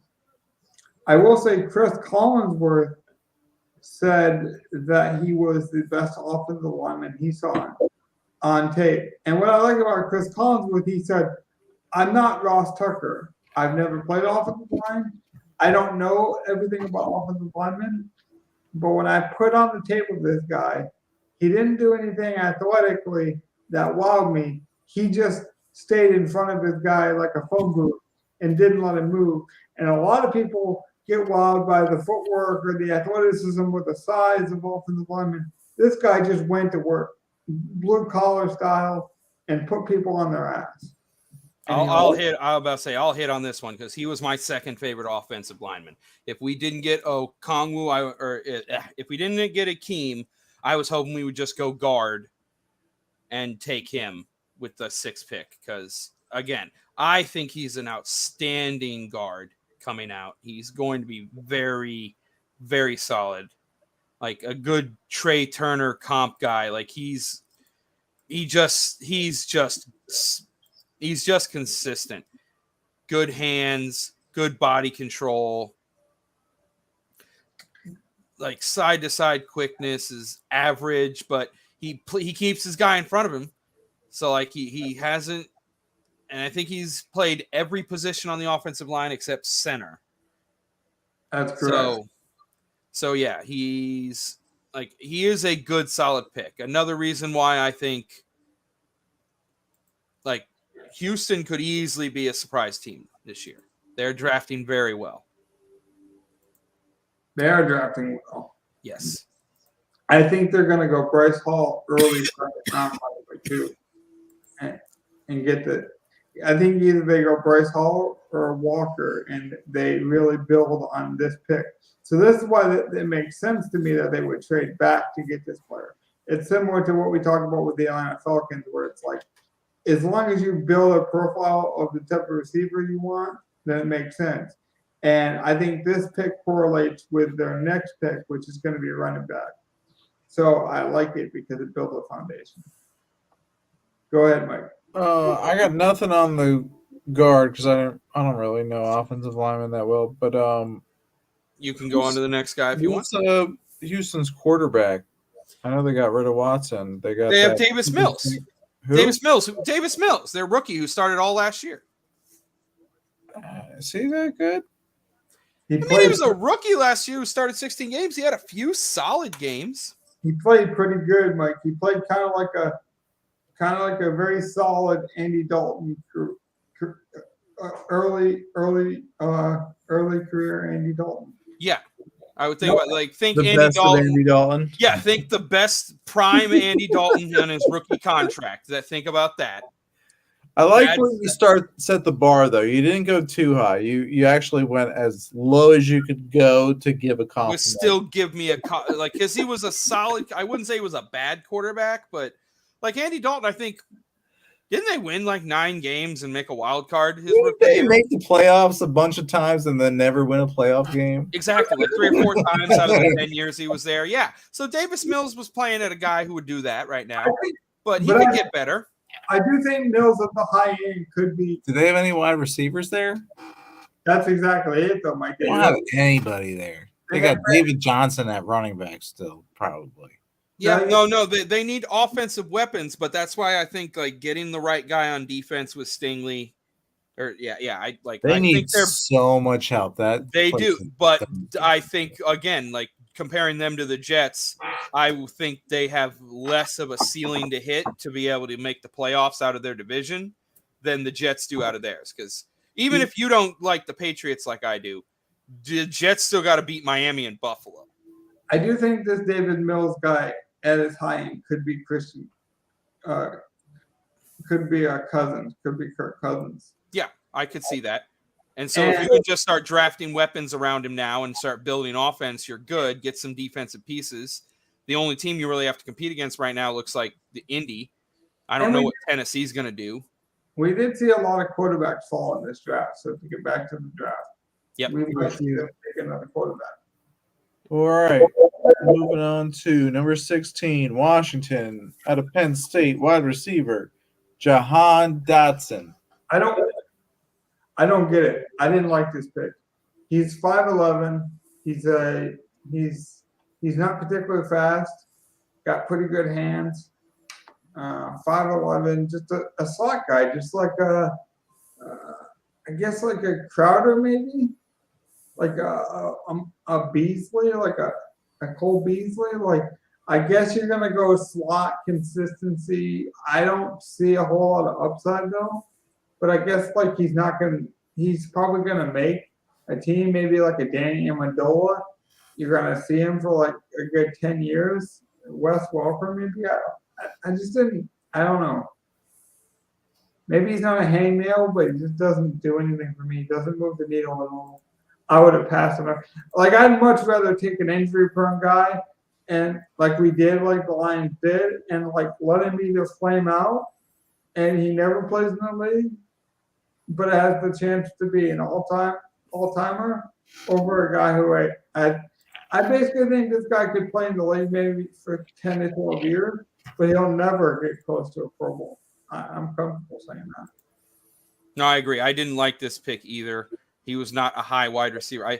I feel like I didn't hate it though. But he has a good ceiling. Like I would say his comp is probably closer to like a Henry Ruggs, or like if he could get if he increased his route running ability, I could see a Tyler Lockett kind of comp. But he's not there yet. He's very, very body control, he's good. Ball skills, he's good. But for an undersized receiver who's probably a slot receiver, yeah, I think he's a little better than a Beasley or a Jamison Crowder type, but I'm not sure he can hit that Henry Ruggs, Tyler Lockett slot receiver kind of ceiling. I'm going to go completely opposite of you guys. I, as a Giants fan, did not like to see. There's always guys in the division that go to, or guys that I like that go to the teams in the division, and I'm like, oh man, I don't want to have to root against this guy now. And Dotson's a guy where I'm thinking every time I watch Penn State or every time I did a college football fantasy lineup, you had to pick this guy pretty much because he was Penn State's only option. And maybe you think his stats were inflated because he was their only option, but it was because he was the only guy that would, once he catch the ball, would make a play. So I love his playmaking ability. I think once he gets the ball in his hands, he has good ball vision or ball carrying vision, I guess. I like him a lot. The one thing I will say too is he might struggle early on in his career because the Washington Commanders traded for Carson Wentz as their quarterback, and Carson Wentz is ass. So, Agreed. Yeah. Terry McLaurin. All in agreement on Carson Wentz's ass. Hear ye? Hear ye. Hear ye. I actually disagree. I think Carson Wentz is good. Dilly, what are you saying? Dilly. Dilly, Carson Wentz is shit. Dilly. Well, no. I have to take it from the Osmo cast. Sometimes maybe good, sometimes maybe shit. Yes. Carson Wentz. He's had some years. He's had some good games, but I don't know. I will still say Nick Foles won that Super Bowl. McLaurin's going to have a down year in fantasy for two reasons. Wentz and Dotson's going to steal targets from McLaurin. McLaurin's going to have a down year because no one wants to watch the Commanders. Yeah. They also need to change their name to something. Yeah. Like seriously, like this. That could be their thing, though. They did you not like? This years. Is where you like. I know you wanted to keep it secret and that, but like they should have done like what the movie studio did and leak Sonic's image, and then everyone goes crazy, and now you put out the good Sonic image for the movie. It's like, okay, you should have leaked out the name, and everyone would have told you the Commanders is shit. Go with anything else. And then they'd be in a better position. But no, billionaires think they know what they're doing. I was about to say I'm good on that. We ready to go on to the next pick? Logan? I think Dotson will help Terry McLaurin. I do want to say I don't like the pick, but I do like the fit. Like I just don't think like Mike, have you ever got naked and got ready for a shower and just couldn't get the water temperature right? That's what I think Dotson is. Like the shower's just never going to be warm enough for it to be comfortable, and it's just never going to be cold enough that you feel like it's worth fixing. Like it's just room temperature. I'd always want my shower to be warm enough, so I would fix it. Well, So I'd get a better quarterback, I guess, is what you're saying. no, I actually like the quarterback. I really do think that Dotson's going to have like a Cole Beasley-like career. He'll be decent. Like he's not going to go anywhere. He'll be in the league for a while. He'll be like that Wes Walker type. I just don't think he'll never get the credit. Like if they're good and he does well, I think he'll actually open up Terry McLaurin. Like, right. I agree. It'll help, but it'll also he's going to get targets too, more than McLaurin's used to. I hope you're right because you never want to make these declarative statements on people, but you've never seen them play professionally. So like maybe I'm wrong, but that's what I see. All right, moving on to number 17, the LA Chargers select out of Boston College guard Zion Johnson. Oh, Zion. James Davis with a comment. Watching us late night. Yeah, I want to talk about the Chiefs.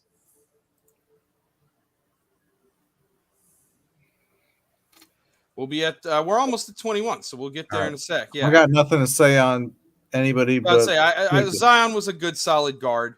He was probably the second guard off the board behind. My God, Kenyon Green. Sorry, I couldn't get it out of my mouth.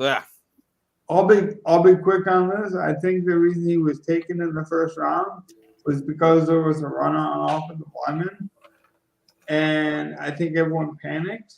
And I think they were like, shit, the offensive linemen are going quicker than we anticipated. We better get one. I don't think this was a good pick. In fact, I think it was one of the worst picks in the first round. I don't think the kid's very motivated to play. I don't think he does anything special in terms of a professional on that level. Obviously, he could probably beat me up. I think he's older than a lot of prospects, from what I remember. And I just think he's a guy who's probably going to get a chance, but not really wow you. So maybe he's like a Cam Robinson, where like in 5 years he's still in the league and you're surprised he's still there. And like the coaches like him enough when he sticks around as like that veteran presence. But I don't think we'll ever really hear from him. And I'm okay with being wrong. I hope I am wrong, like I was telling Mike with the last couple picks. If I'm wrong, that means I'm not afraid to make an opinion right or wrong and stick with it. Like I'm not one of those guys that's gonna say something just to try to be positive, I'm also not gonna hold my urine like Mel Kiper, by the way, either. So if this goes too long and I gotta use the bathroom, I will disappear. We're not ESPN, so you're gonna get the real here. Go ahead, Mike. That's all I just was saying poof, like he'll disappear. No, but Mike. I got nothing on Zion, so I was going to pass if you want to finish, but we can move on too. No, that's all I got. Yeah. Okay. All right, 18, we got Treylon Burks, wide receiver out of Arkansas, going to the Tennessee Titans after they traded A.J. Brown. They immediately replaced him with a wide receiver of similar comp, I would say. For much cheaper. Yeah, they're getting a rookie deal. A.J. Brown is basically what they did. Yeah. It makes perfect sense from what they were doing. Yeah, and he goes to the Eagles and gets allegedly a 4-year, $100 million deal. So $25 million a year. Hurts is going to have all the weapons. If he's got A.J. Brown, he's got Devonta Smith. But he still has Dallas Goedert at tight end. He's going to have plenty of weapons. I will say this is the first year that I feel like they put weapons around him, though. Yeah. Because I'd like to see them draft some offensive linemen to make sure that he has protection now. And then round out the defense with free agents. Also, by the way, they're going to move Whiteside to Yeah, they're moving Ortega-Whiteside to tight end, which I figured they might do. And that will replace Ertz that they traded last That year. makes sense. He's a big enough body to do I so. got nothing on him other than that, though, unless you guys got anything else. No, it makes sense for them to go and grab him since they traded A.J. Brown. Like that was just the obvious thing to do. Yeah, I would say just really quickly, the adoption papers make sense. I mean, I think when you're an amateur player, with talent, you want to go to a team that fits your style, that fits what you like to do, and know how to use you. And I feel like they know how to use this type of Play-Doh. They know they like this mold of receiver. They like what he can do. He fits the profile of players who've had success in that system before. Again, he might not be sexy. It might be like Agent Hutchinson, where it's like, he fit the Lions. He fit their system, and he might not be as flashy or have as high upside as like a Thibodeau, a defensive, end, but he's going to do exactly what you anticipate. And the same thing with this pick with the Titans. They had a need. He fits exactly the type of need they wanted. And so it's just a plug and play. And don't underestimate plug and plays. They're valuable. Agreed. All right, moving on to number 19. We got for the New Orleans Saints out of Northern Iowa, offensive tackle Trevor Penning. Yeah, exactly the opposite of the last pick. I always told you that you want a plug and play guy, that's a safe guy, a guy that is going to be good. This guy is a total project. This guy could be good, but just a total untamed Wild West horse that you're trying to rope in from the deserts, and you're hoping you can harness his small school ability and his frame into a professional sense, and maybe you can, but I think it's too much of a project for a team with a quarterback coming off an injury. I didn't like this. I thought if the offensive lineman if an offensive lineman isn't ready to be a full-time offensive lineman for a team like the Saints, I would have much rather them go with a Daxton Hill from Michigan, a defensive guy that would have made some sense for them. I would have liked to see them go with even a weapon, say a wide receiver, to get the ball out quicker for Jameson Williams, opposed to, I feel like a lot of teams crush for offensive linemen thinking, we got to protect our quarterback. And just because you're big and you're a mauler doesn't mean you fit a professional offense. And so I didn't like the fit. I thought the fit was okay. He is a mauler. He's got a lot of talent. He's probably going to be fine on the run blocking scheme. So Kamara should be good. If they bring in Taysom Hill for any read option stuff, I think they'll be fine with him there. He is definitely a project for tackle and pass blocking. Probably going to be a few years out. Maybe he can develop Nate Soldier kind of type, be consistent, but not really a Pro Bowler. But yeah, he's I'm not sure I like him as much for a team like the Saints, like you said, but I don't hate him. I think he's a solid pick. It makes me think that they might be more willing to have, they've been telling us that Taysom Hill is going to play more tight end next year, but I wouldn't be surprised if we still see him running that quarterback draw stuff, especially if they're going to have Penning, because he'll probably just be better at running the ball his first year. I will say on the positive, because I was negative and Gov wasn't super sold on him. Right. One guy who was sold on him said that he played out of position because he played for a small school, that once he plays in the NFL, he'll be put in a position to succeed, which he wasn't in college. And they believed him to be more of a short, dominant center. They saw him being a center in the next level. I think he works better as a guard in the NFL myself. I would agree with that, but this guy thought because he had such short arms and was so dominant up the middle of the run blocker, it never made the most sense. Center might work if he can work on snapping the ball. That might be a good thing. But again, that's probably a year project to see where he fits on the offensive line. So go ahead. Like he's a very solid. Like if you play him at guard and want him to be a run blocker, he'll be solid for you. If you're going to try to see if he can work tackle or work center, he's going to be a year or two project. But I still think he has long-term stability. Let me be the last one on this pick so I can make some coffee so I can keep the energy up. Gotcha. All right. So moving on to number 20. This is a good one because I can talk on this one. We got the Pittsburgh Steelers out of Pittsburgh University, quarterback Kenny Pickett out of Ocean Township, New Jersey. I used to serve late night wings and other probably appetizers and sandwiches to the football coaches for Ocean Township on Friday nights after their games, where Kenny Pickett would sometimes lead Ocean football to victory. They were pretty good, but I don't think they won that much. But hey, he almost won the Heisman, and he's a first-round pick.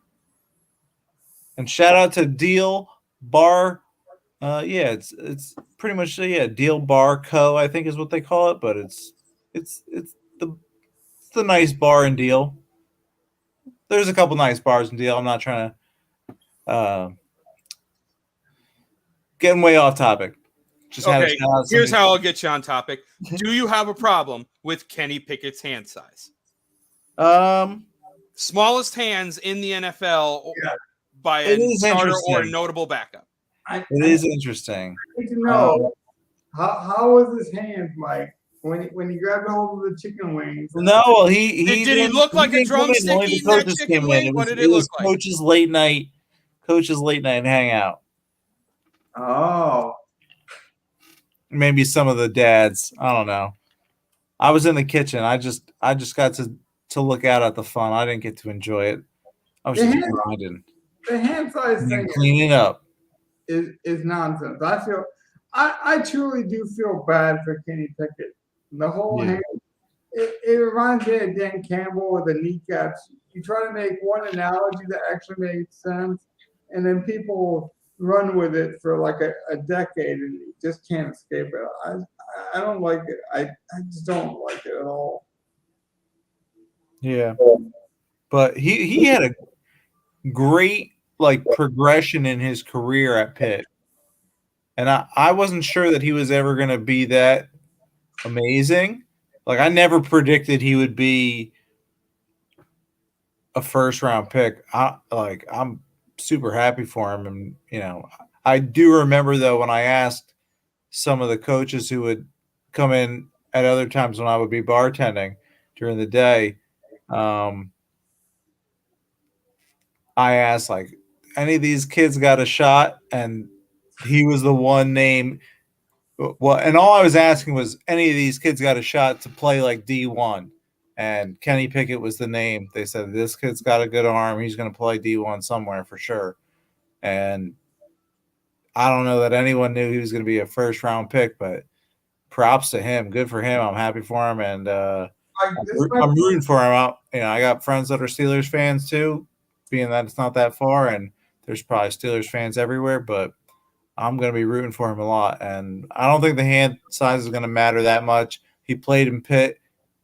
With the weather in college, I get, you're going to probably be sacked, more guys are going to be going for your arm more, knowing that, they're specialized in it. These guys are the best of the best. So it is different, but we'll find out if it matters. Hey, JPP can play because he's a dumbass and blows off his fingers. And we don't talk about how he's a dumbass, but we want to make fun of this kid because he's got small hands. Fuck off. JPP had giant hands. You could blow off 3 fingers. He still has bigger hands than Kenny Pickett. But you can't throw a football with 3 fingers, though. You can sack a quarterback with 3 fingers, though. But I'm serious when I say that. And come at me, JPP. Your dumbass blew off 3 fingers.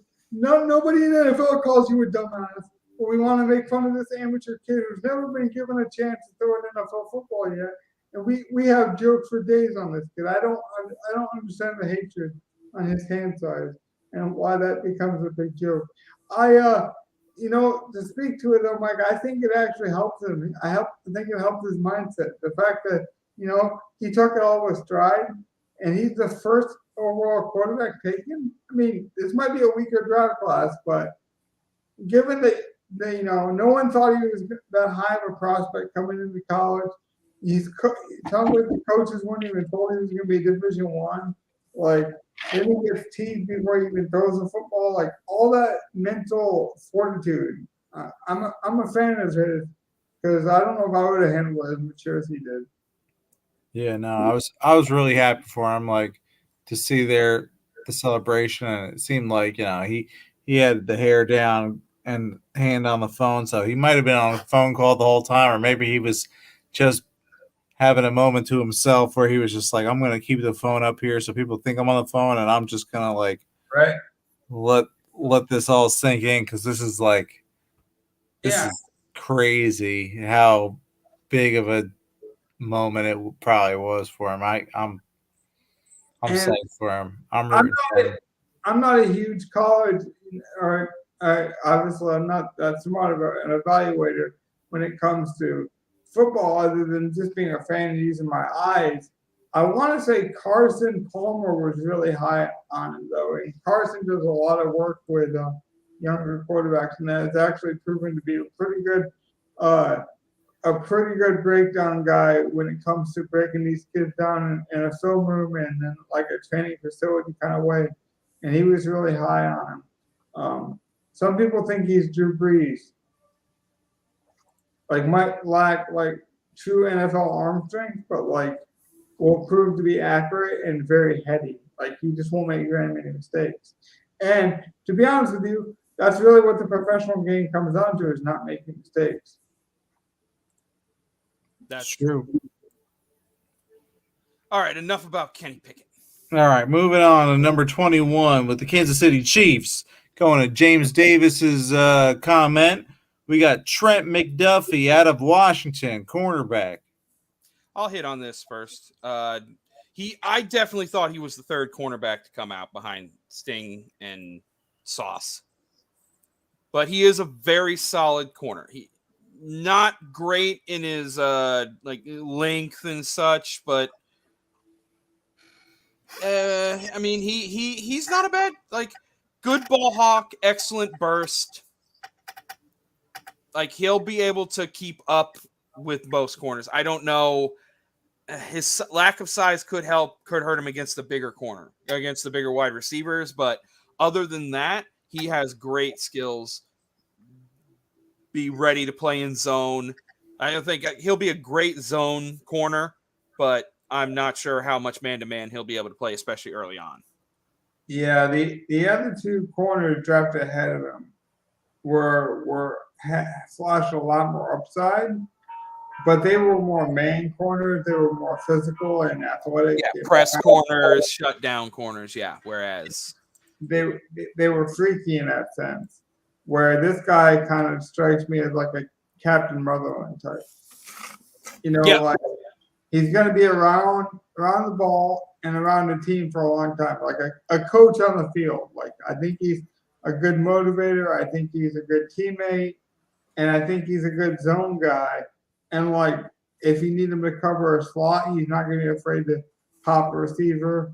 But just overall, not going to do anything sexy. But sometimes you need consistency, You don't need that gourmet meal all the time. Like, sometimes you want to come home after a long day's work and sit down and know you're getting an old-fashioned American pie, man.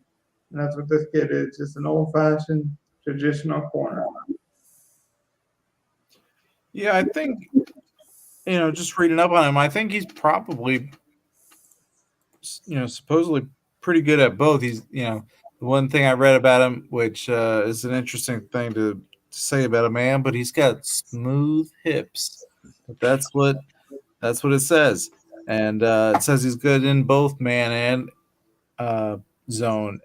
One thing I will say is I think the Chiefs made a good selection just based on position because they need to now start worrying about Devontae Adams in their division.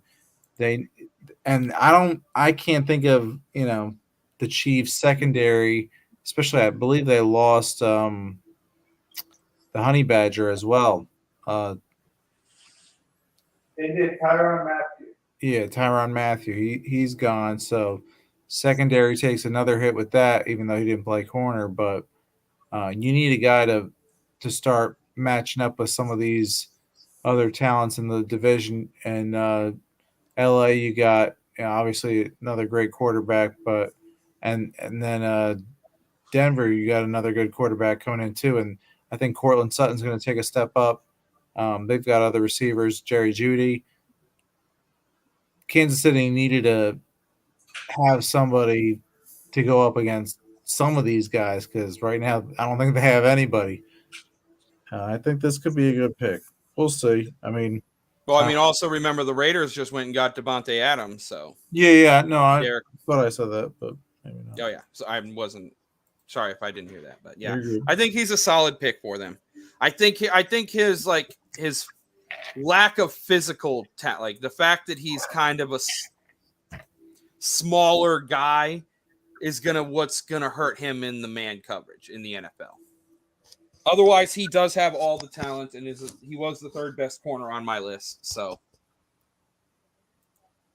it's a solid pick for Kansas City for a team that needed a corner in that division. Yeah. Next pick. Moving on to number 22, Quay Walker for the Green Bay Packers out of Georgia, inside linebacker. Yeah, another really good Georgia defender. Like I'm partial to inside linebackers. I'm more of a inside linebacker, heavy tackle guy, good awareness, matches up well in zone coverage, can cover a tight end. Like I like guys like that. He fits that bill. He's a very, very solid linebacker. Yeah, I just want to say when I'll be short, but when I watched those college playoff football games, this was one of the guys that was just end to end all over the field. It wasn't one of the, I said the defensive tackles were the guys that made the biggest impact, and I do think they did because they just disrupted up the middle, but he was that guy that went end to end, and he's going to be a solid player for a long time. I like the pick. Go for it, Logan. He reminds me of Alex Anzalone in terms of he's like his freakish speed for the position and like his willingness to like what I consider like dolphin nose himself in there. Like he's not afraid to be around the ball, but he's not the surest tackler. But I think in a league where it's become more of a submarine style defense where it's like we're going to gang tackle or we're going to plot these specific areas and we're just going to like swarm. Like I think defenses are changing in that sense where like the idea of tackling someone one-on-one is pretty much non-existent. And now defensive coordinators just want to get people that are faster on the ball, and then they kind of want to catch you like netting fish, like netting a big whale or something like that. I feel like that's how the NFL is kind of transitioning into defending some of these people and keeping everything in front of them. And if that's what you want to do with this kid, I think that, sky's the limit. Because from a freakish athletic standpoint, he kind of reminds me of the 49ers Warner, like how he can run sideline to sideline. His only weakness is just his fundamentals, his tackling. Like Tim Duncan, it would be a guy that would drive an old man like Tim Duncan crazy, but he has really good toppings on his pizza. It's just like the fundamental crust isn't there, but he's going to make up with his freakish, almost Atlantis kind of athleticism. I mean, it's kind of freaky what he can do. Agreed. All right, moving on to the next pick, number 23. Buffalo Bills select out of Florida cornerback Elam. Elam, yeah. I mean, I think we saw a run on these SEC, defenders, and I think at this point in the draft, I mean, with as many damn SEC players as you mentioned, both as receivers. I mean, look how many wide receivers went from the SEC, all from the linemen. I mean, I don't think it's much of a surprise that if we did see a reach at corner, at least the corner came from a good conference and a good division in the SEC. And a lot of people say it was a reach, but you know if you play in the SEC, you're going to be facing big talent. And so I would rather have production at this point in the draft over something super athletic or a project. Maybe this guy doesn't flash huge upside, but I think he is solid. Yeah, I mean, he seems like he's going to be a good, I'm not a big fan of tall corners myself. Like, he looks like he'll be good in physical. He was good in press coverage. So he can lean on those traits, but I won money on him because of that reason, because I knew the NFL liked that big physical press corner. And so I bet him to be in the first round. And that was right. yeah. I don't think that's where we're going. We're going with these bigger Sauce Gardner type corners. And if you can get a profile like a Gardner, but you can do it 20 picks later, why not take that might be, but the thing that's going to hurt me is that he's kind of got shorter arms, shorter hands. So I don't know if he's going to be able to have the pick and pass defense production, even as a tall corner against these bigger NFL wide receivers. He might end up just playing well athletically and then getting beat out with a lack of ball skills that he just never developed because of a shorter arm, shorter hands. Well, it's like the Dana White experiment that he sometimes does with the UFC and the fighters. Sometimes these athletes don't have the profile of a striker or a wrestler, but they have the athleticism and they have the body type. And so then you just put them in a gym, you put them with the right coaches and the right training staff, and you hope you got something. I think the NFL is transitioning that way with their athletes. And so I think, we're seeing, again, that's probably the key word of the night. If people search it, we're probably going to say it 1,000 times. But you get these freakish athletic guys who are just big and strong and physical all over the field at all positions. I was just going to say, I think the Bills primarily play a zone defense mostly, and Tre'Davious White's there. Oh, Tre'Davious White, yeah. Yeah. He's their number one corner, but a lot of times he's been picked on by some of the receivers. And when I say picked on, I mean verbally, where he's like, well, if you were really a number one shutdown corner, you would play man-to-man against me. So I'm guessing the Bills do have a track record, in my opinion, of drafting pretty well on defensive end, and especially lately, just pretty well altogether. But I'm thinking they did their homework.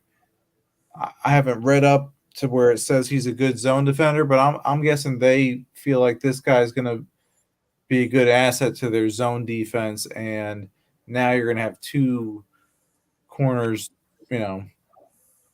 that are pretty talented to worry about. And they know that what got them knocked out of the playoffs was their defense. Their offense was still scoring with Kansas City. They just couldn't get a darn stop. So this is what they saw it as the possible solution. We'll see. But I think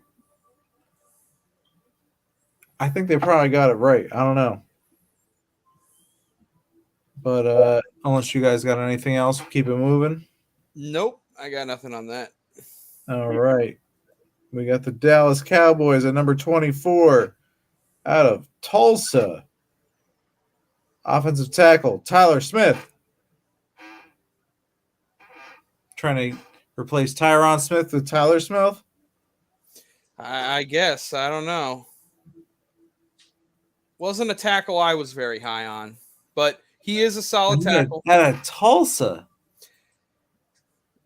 Yeah, I know. I mean, hey, we've had other guys right? Well, there's another guy coming later too, but sorry to cut you off. Go Again, ahead. he's flashing a run game ability, but he's a big left tackle. So he's gonna have size, length, speed. He can develop into a good blindside pass blocker. Yeah. The way he's built, he should be able to match up with most defenders in the league. Got like good. Kayvon Thibodeau? Mm, Because that's who he's possibly going to be matched up against. I don't know. Well, we'll find out when the schedule comes out. May 12th, people. NFL schedule, May 12th. oh, yeah. This isn't hyperbole either. It's just, and like I say, I don't know the kid. I didn't like anything I saw on tape. Not one thing. I agree. I Enough didn't said. see much. Yep. Good job, Cowboys. Good job. Yeah, I'll take it. That's the one team that in the division for the Giants seemed to swing and miss. Hard miss. How about them Cowboys? Yeah, good job. All right, moving on. Next pick, 25. Baltimore Ravens select out of Iowa.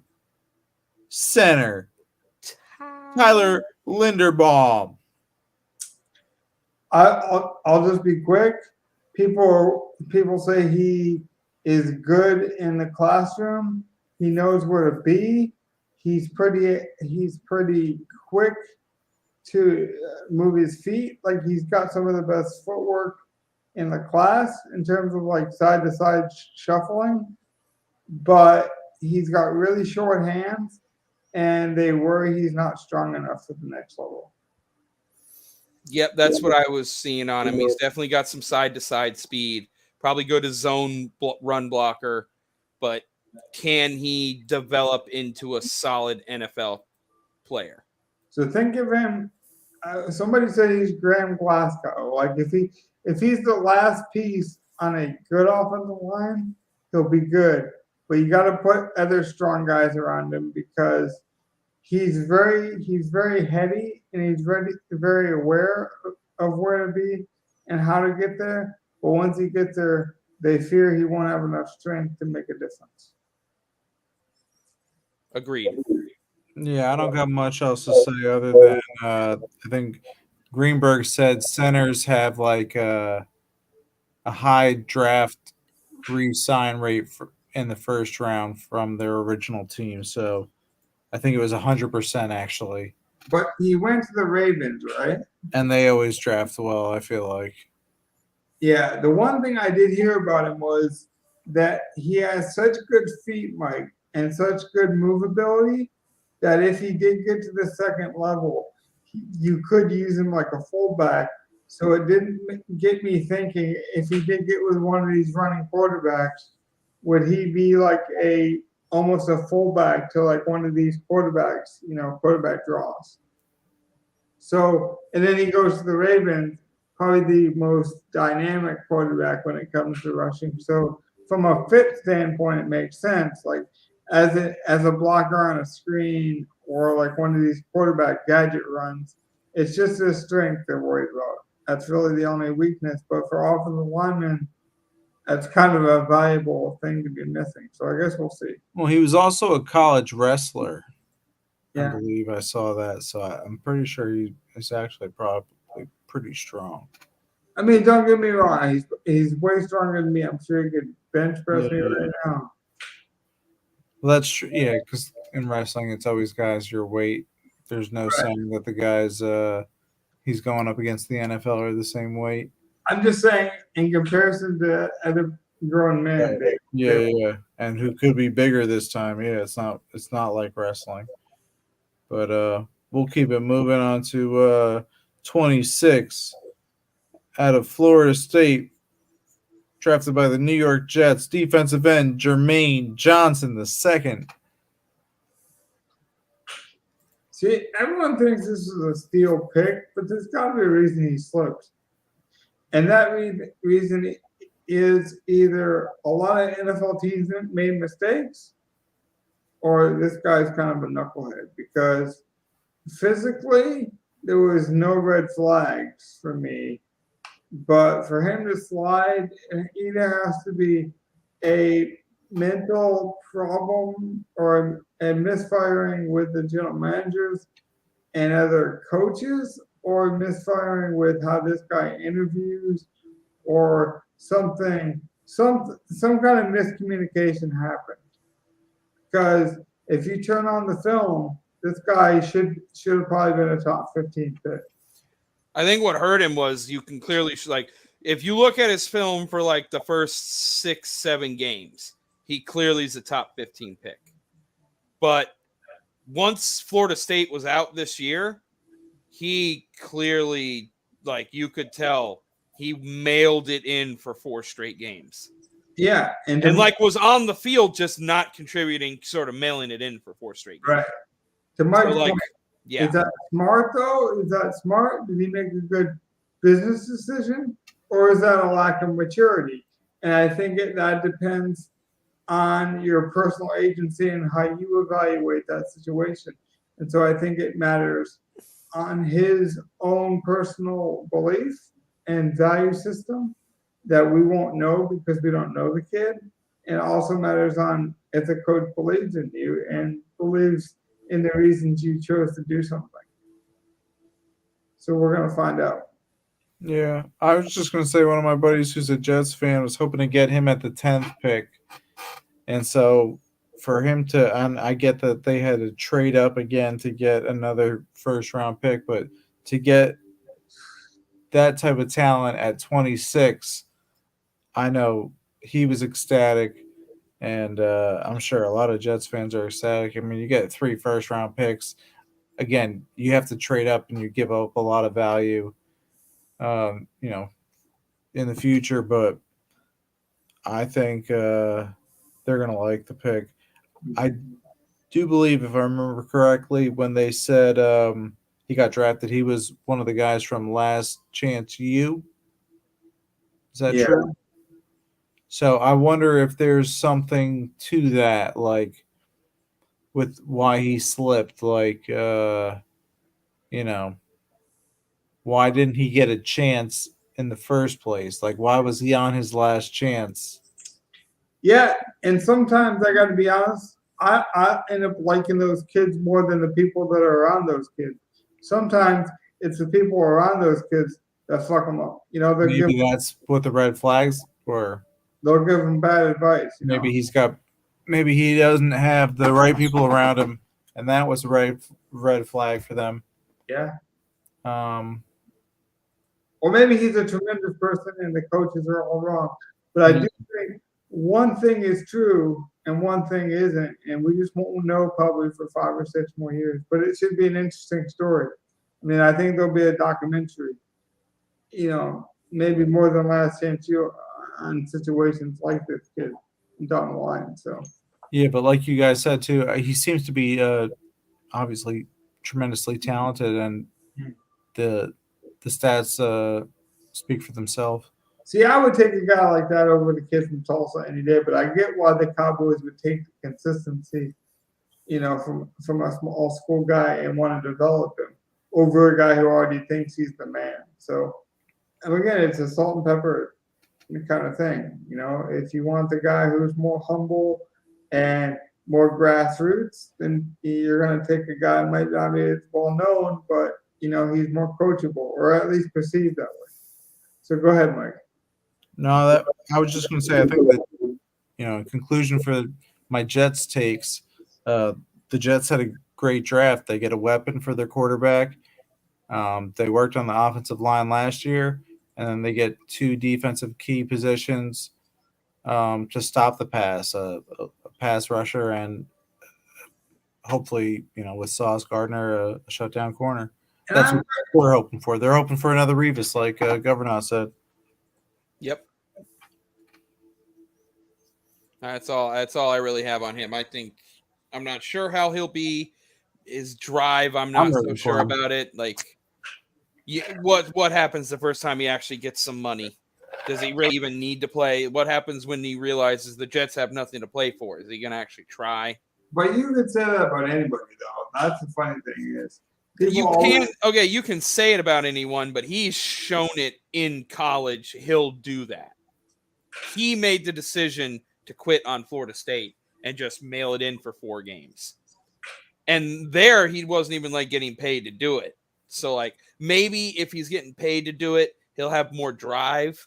But the second I see him starting to do that, I'm going to have a really bad taste in my mouth about him. I'm going to bookmark this conversation because I think we can deep dive this topic and go on for an hour, but we don't have the time to do it today. But I think it would be a podcast. I gotta be out by 3 a.m. my time, so I got about a half hour. Yeah, we can try and wrap it up. Yeah, we're good. We're almost at the end. Let's move on to the next one. All right, number 27, the Jaguars draft out of Utah, inside linebacker Devin Lloyd. I like this pick.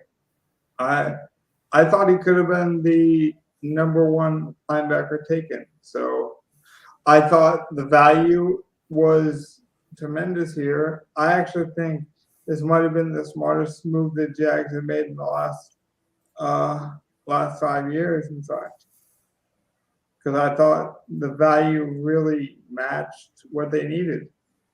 And I'm always a fan of taking chances. If you can get back into the first round and you can get that extra year, people talk about that with quarterbacks, but if you can get that extra year of development later in the first round, especially on a guy that comes from a bigger school, that comes from a good defense, and already is around other professionals, both from a competitive standpoint and teammates on a practice field, it's valuable. So I like them a lot. I'll pass on this one. I don't know. I didn't watch too many Utah games, so. I had him as my second best inside linebacker. I'll talk a little bit. He's got good eyes, locates the ball. He can slip blocks, good in pursuit. Believe he had 4 interceptions last year. So, again, good ball skills. He's a good, solid inside linebacker. He should be a day 1 starter. He reminded me of Preston Smith. Another like they're getting a lot of like versatile guys who can play really well. So I feel like Jacksonville's defense is going to be very solid next year. Or like a Jamie Collins, like a guy who might not be. Yes. You might need to figure out how to use him right, but then if you do, he'll be perfect. But then as you saw when Jamie Collins went to another team, it's like, he wasn't so great. But then Belichick picks him right back up. Yeah, I'll just use him for exactly what he was doing, and he'll be fine. Yep. Sometimes, yeah. Sometimes Coaching guys matters. have a skill, and you just need to be able to use it as long as it doesn't hurt the rest of the team. Like if you're Jeff Fisher and you have Vince Young as a quarterback, maybe play to his skills instead of just saying, I didn't want to draft Vince Young, and I'm Jeff Fisher, and I can't develop anybody. Yeah. Anyway, moving on to number 28. If you guys were done, I don't want to cut you off either. No, go ahead. All right. We got the Green Bay Packers selecting out of Georgia, defensive tackle, Devontae Wyatt. This is that other mammoth D tackle out of Georgia. Yep, another. Go, Logan. You're good. I would tell you that he's the most fundamental, like ready to play defensive tackle. Like we talked about Davis being like that freakish upside guy who might just be like, not that they play the same way, but like as a disruptor, he might be a Ndamukong Suh or a Donald type, where I think Wyatt is just going to be consistent for the next 20 years, but like he could honestly be in there for 20 years, just like Fletcher Cox. Like he'll be impactful to football fans, but you have to be a fan of football to really appreciate him. But if you are, he'll be like that textbook guy that you're like, hey, I'm a football fan, and I'm going to prove it because I know who this guy is. Like he fits that profile. Agreed. He's very solid coming out. Might have some problems like beating double teams, not overly athletic. He's not, like you said, he's not an Aaron Donald guy who you're going to need to double team and throw guys at. But if he's going to be solid, he's not going to lose out, I don't believe. So it's a very good D tackle play. He will get some pressure. Right. He'll never be on SportsCenter top 10 with Scott Van Pelt, but he'll be in the NFL for probably 10 years. Right. Yeah. Agreed. I disagree. I think he's just as big a game wrecker as Jordan Davis. Like, these guys both could turn out to be the Aaron Donalds, the Chris Jones. Like, these guys are these game wreckers up the middle, because if you can't stop the pressure up the middle, you got like no chance of setting your feet as a quarterback, and then you're not going to make a good throw. I mean, well, then again, like, the truth changing. From what I was mobile, but I think both these guys have big potential, and I also just wanted to say that the Packers drafted 2 Georgia players from this all-time defense, and I think Aaron Rodgers doesn't get the receiver he wanted after losing Devontae Adams in the first round, but maybe there'll be someone in the second round. They get 2 studs on defense. They got Devonta Wyatt. It's fine. It's like it's okay. It's true. It's true. It's a close replacement. Yep, that's true. He replaced one with the other. Okay. I think that. Yeah. Do you want to go on to the next one? Because this one I think is oddly named. It's actually perfectly named. It's this pick. Yeah. Yeah, we got number 29 with the New England Patriots. Bill Belichick selects out of Chattanooga offensive guard Cole Strange. I want to prop it because of this. So thank you for taking the offensive lineman over Bill Belichick. But this is one of those things where you go to a potluck, right? You go to a nice family dinner, and you try to be the smartest guy in the room. When everyone is going to a pub and they want to have some fish and chips, you try to make some weird crab ragu. It probably tastes great. It might be delicious, but just doesn't fit the environment. And it's not a shot at the kid's talent or what he could be or what he could develop into. But the Patriots did not need to take this pick here. Therefore, it is the worst pick in the draft because it is the biggest overdraft, I think, of the entire draft. And that speaks not to the kid's talent. I don't even know who the hell he is. And I've been listening to the podcast for like 15 hours every day for the last like 12 days. And I'd never heard of this kid, not once. Well, I mean, he Chattanooga, so not a big school. He's got good metrics, 6'5", 300 pounds, versatile offensive lineman. His tape from Chattanooga is good. He played well and practiced well at the Senior Bowl. So it went with other seniors from other schools. He had a good comp and was playing well. He tested fine at the Underwear Olympics. Everything came in good there. So I think I had him as like my 4th or 5th ranked guard. So he's not a horrible offensive line pick. I do think he was quite a reach. I feel like because of his school and everything, could have easily got him mid-second round, maybe even early 3rd round. Again, didn't need to take him in the first. Not that he's a bad player, but I don't see him as a 1st round pick. And I'm wrong all the time. I'm just an average white guy who enjoys watching football on Sundays. I don't get paid to do this. I'm sure Bill Belichick has watched more football in one weekend than I probably will watch in my lifetime. So maybe he saw some golden ticket movement that I missed. But this just struck me as, oh, there's so many offensive linemen gone. Let me cook up something crazy here, because otherwise, we might not get a guard, you know.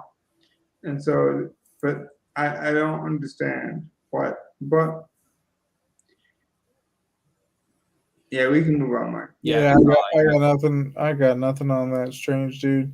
Yep. Number 30th pick, Kansas City Chiefs select out of Purdue defensive end George Karlaftis. Colossus, yeah. See, I like this pick because I think he is. If you called the fire department, Mike, would you expect him to show up in a fire truck? Mm-hmm. That's what this kid is. He's a defensive end, and he's gonna show up and he's gonna stop the run, and he's gonna give you everything he's got, to rush the passer, and it's going to be a full-on, all-effort, full-motor experience.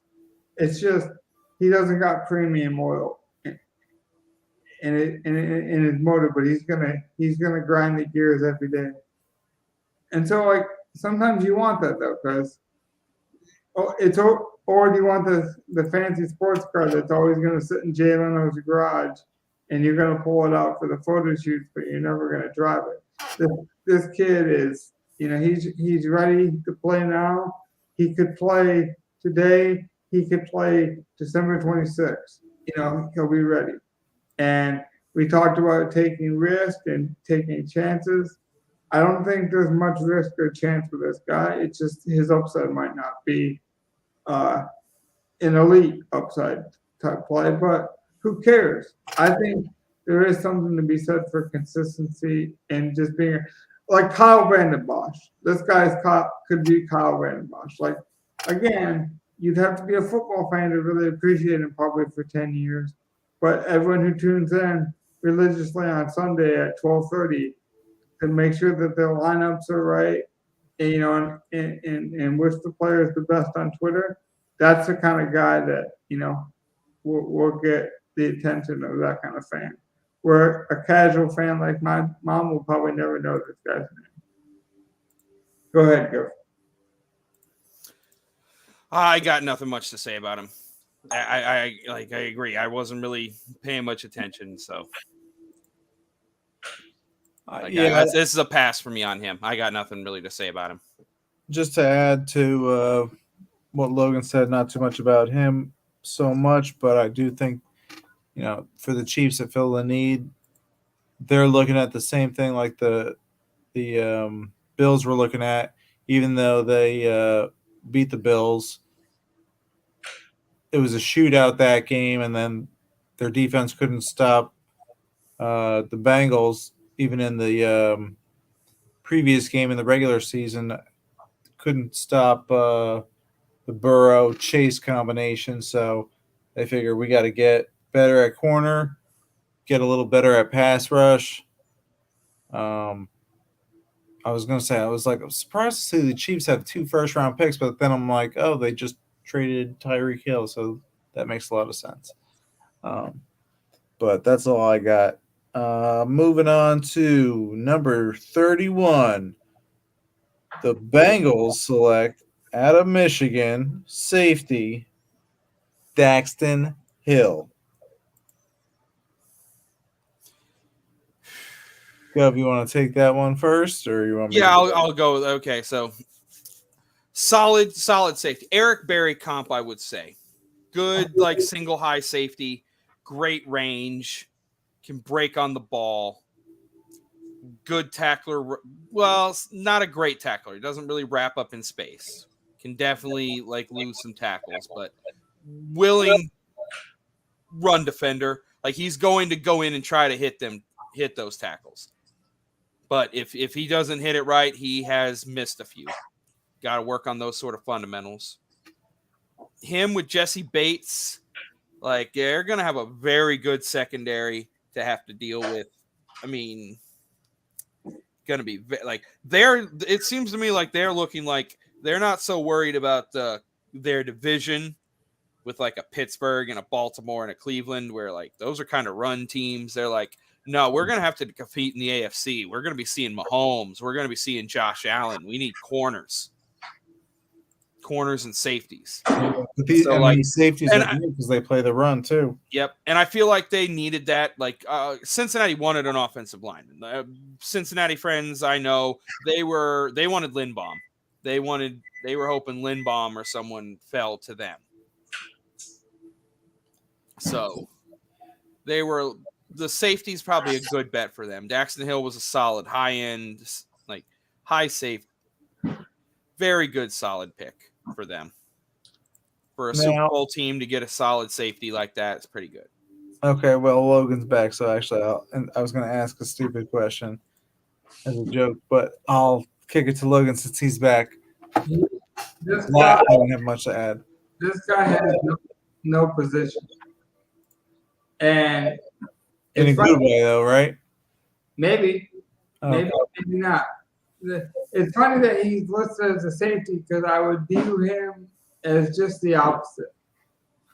He's not safe at all because he could be the biggest wild card joker, wild ace in the whole thing. Like he could turn out to be better than Tyreek the Honey Badger and Tyreek Matthews, or he could end up being a worse version of Jabril Peppers. Because Peppers had a very similar outlook where it's like we don't know what position he plays. And Collins from Alabama had that kind of look. But from a range, like I've heard people say he'd be better off as a wide receiver because they know he's athletic. They know he's freaky. They know he can do some weird dimensional things. Like, think of a fast version of Bob Sanders, but without any technical know-how. Like this guy, he's like that little leaguer who has no idea where he's supposed to be on the field, but he makes up with it with his speed. Like he's just all over the place, like an energizer bunny. And you think is he gonna pee his pants? One of these days he probably will, but until that happens, he makes it to the bathroom every time somehow. So a very rare prospect. I would say probably 5 years ahead of his time. Like I think we see a lot more players like him, but he might be like the new age safety. But just like we've never seen it before, so we don't know what to expect. I agree. I don't have too much to add on him because I think you guys covered most of it, and I want to get to the next guy because I like him. Last pick in the last pick of the first round. This is the pick the Vikings traded back from the Lions. They take out of Georgia. Louis shocker. Cine. I'm not sure exactly how to pronounce that one. I think it is Cine. Cine. But he's a safety out of Georgia. Again, I know I said this about Quay Walker as one of the guys who was, all over the field. Cine was also all over the field. This guy is a safety, though, and he is flying all over the field. He has excellent speed, and he lays a lick on you. He looks like a skinny guy, almost like but he hits with a bang. I like him a lot. I think great pick for the Vikings. He'd be a great pick where he's a fit wherever he goes because he's just a playmaker on defense. Not necessarily known for his hands, not that type of playmaker but he's going to be a strong safety. Or I feel like, in my opinion, usually, free safeties are the ball hog type. Strong safeties are the guys that lay the licks. he's the lick layer. Well, lollipop. I talked enough, man.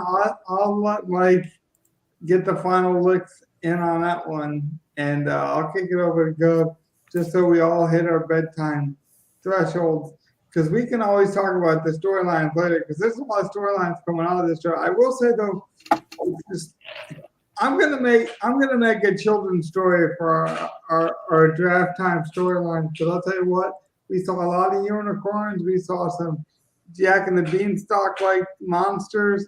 We saw a lot of fairy tale like creatures tonight, and I think that's the best way to break it down as we progress through this. Well, plenty of times to dive into these guys' backstories, but just like Daxton Hill, more of a run-stopping version of Daxton Hill, where Daxton Hill is more of a pass coverage guy.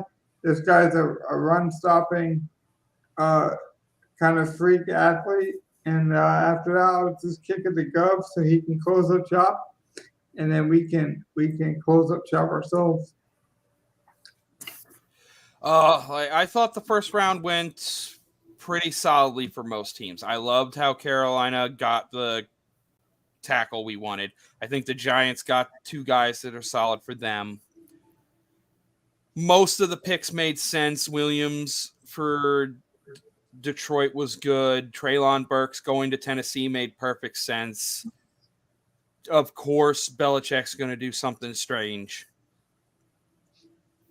Bodes well. Like, again, there's a lot of good, versatile players. I think a lot of teams surprisingly, a lot of teams drafted what they needed. There was only maybe one or two first-round picks that I'm like, I'm not sure that was a good pick for them.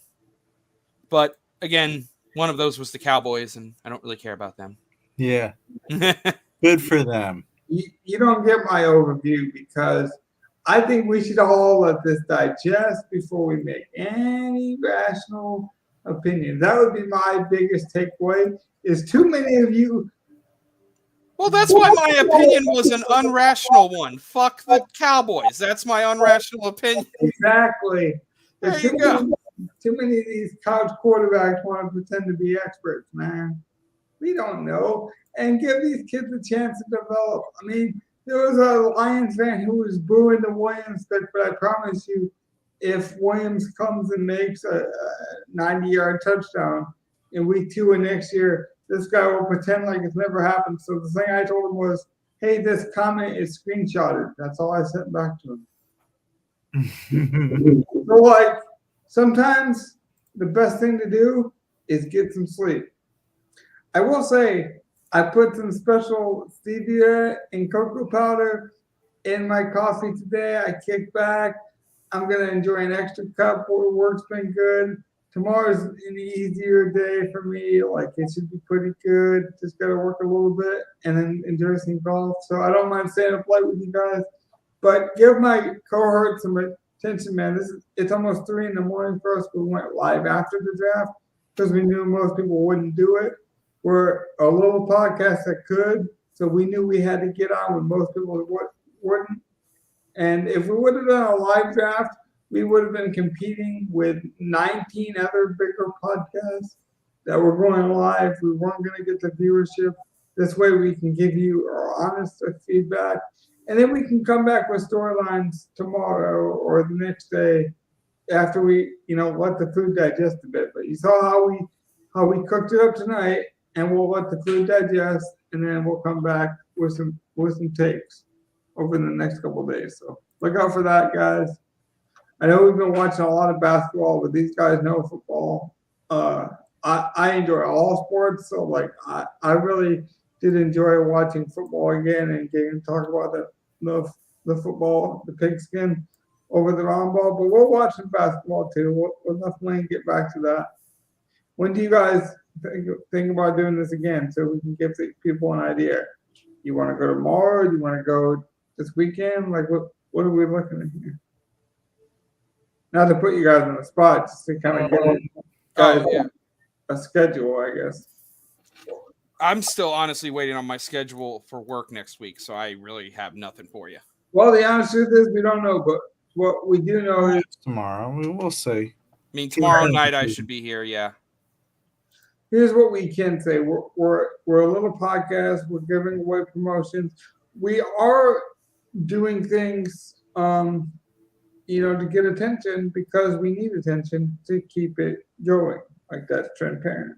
So take advantage. There's only going to be 100 subscribers when we do our first giveaway.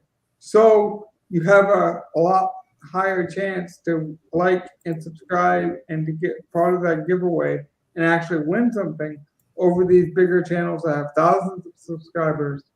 I mean, just do the math. Yeah, you got a 1 in 100 chance. Yeah. Over 1%. Smaller field tourneys, easier to bink. Yeah. Right. So enjoy it, guys. Have a good night. Hopefully you see this at some point.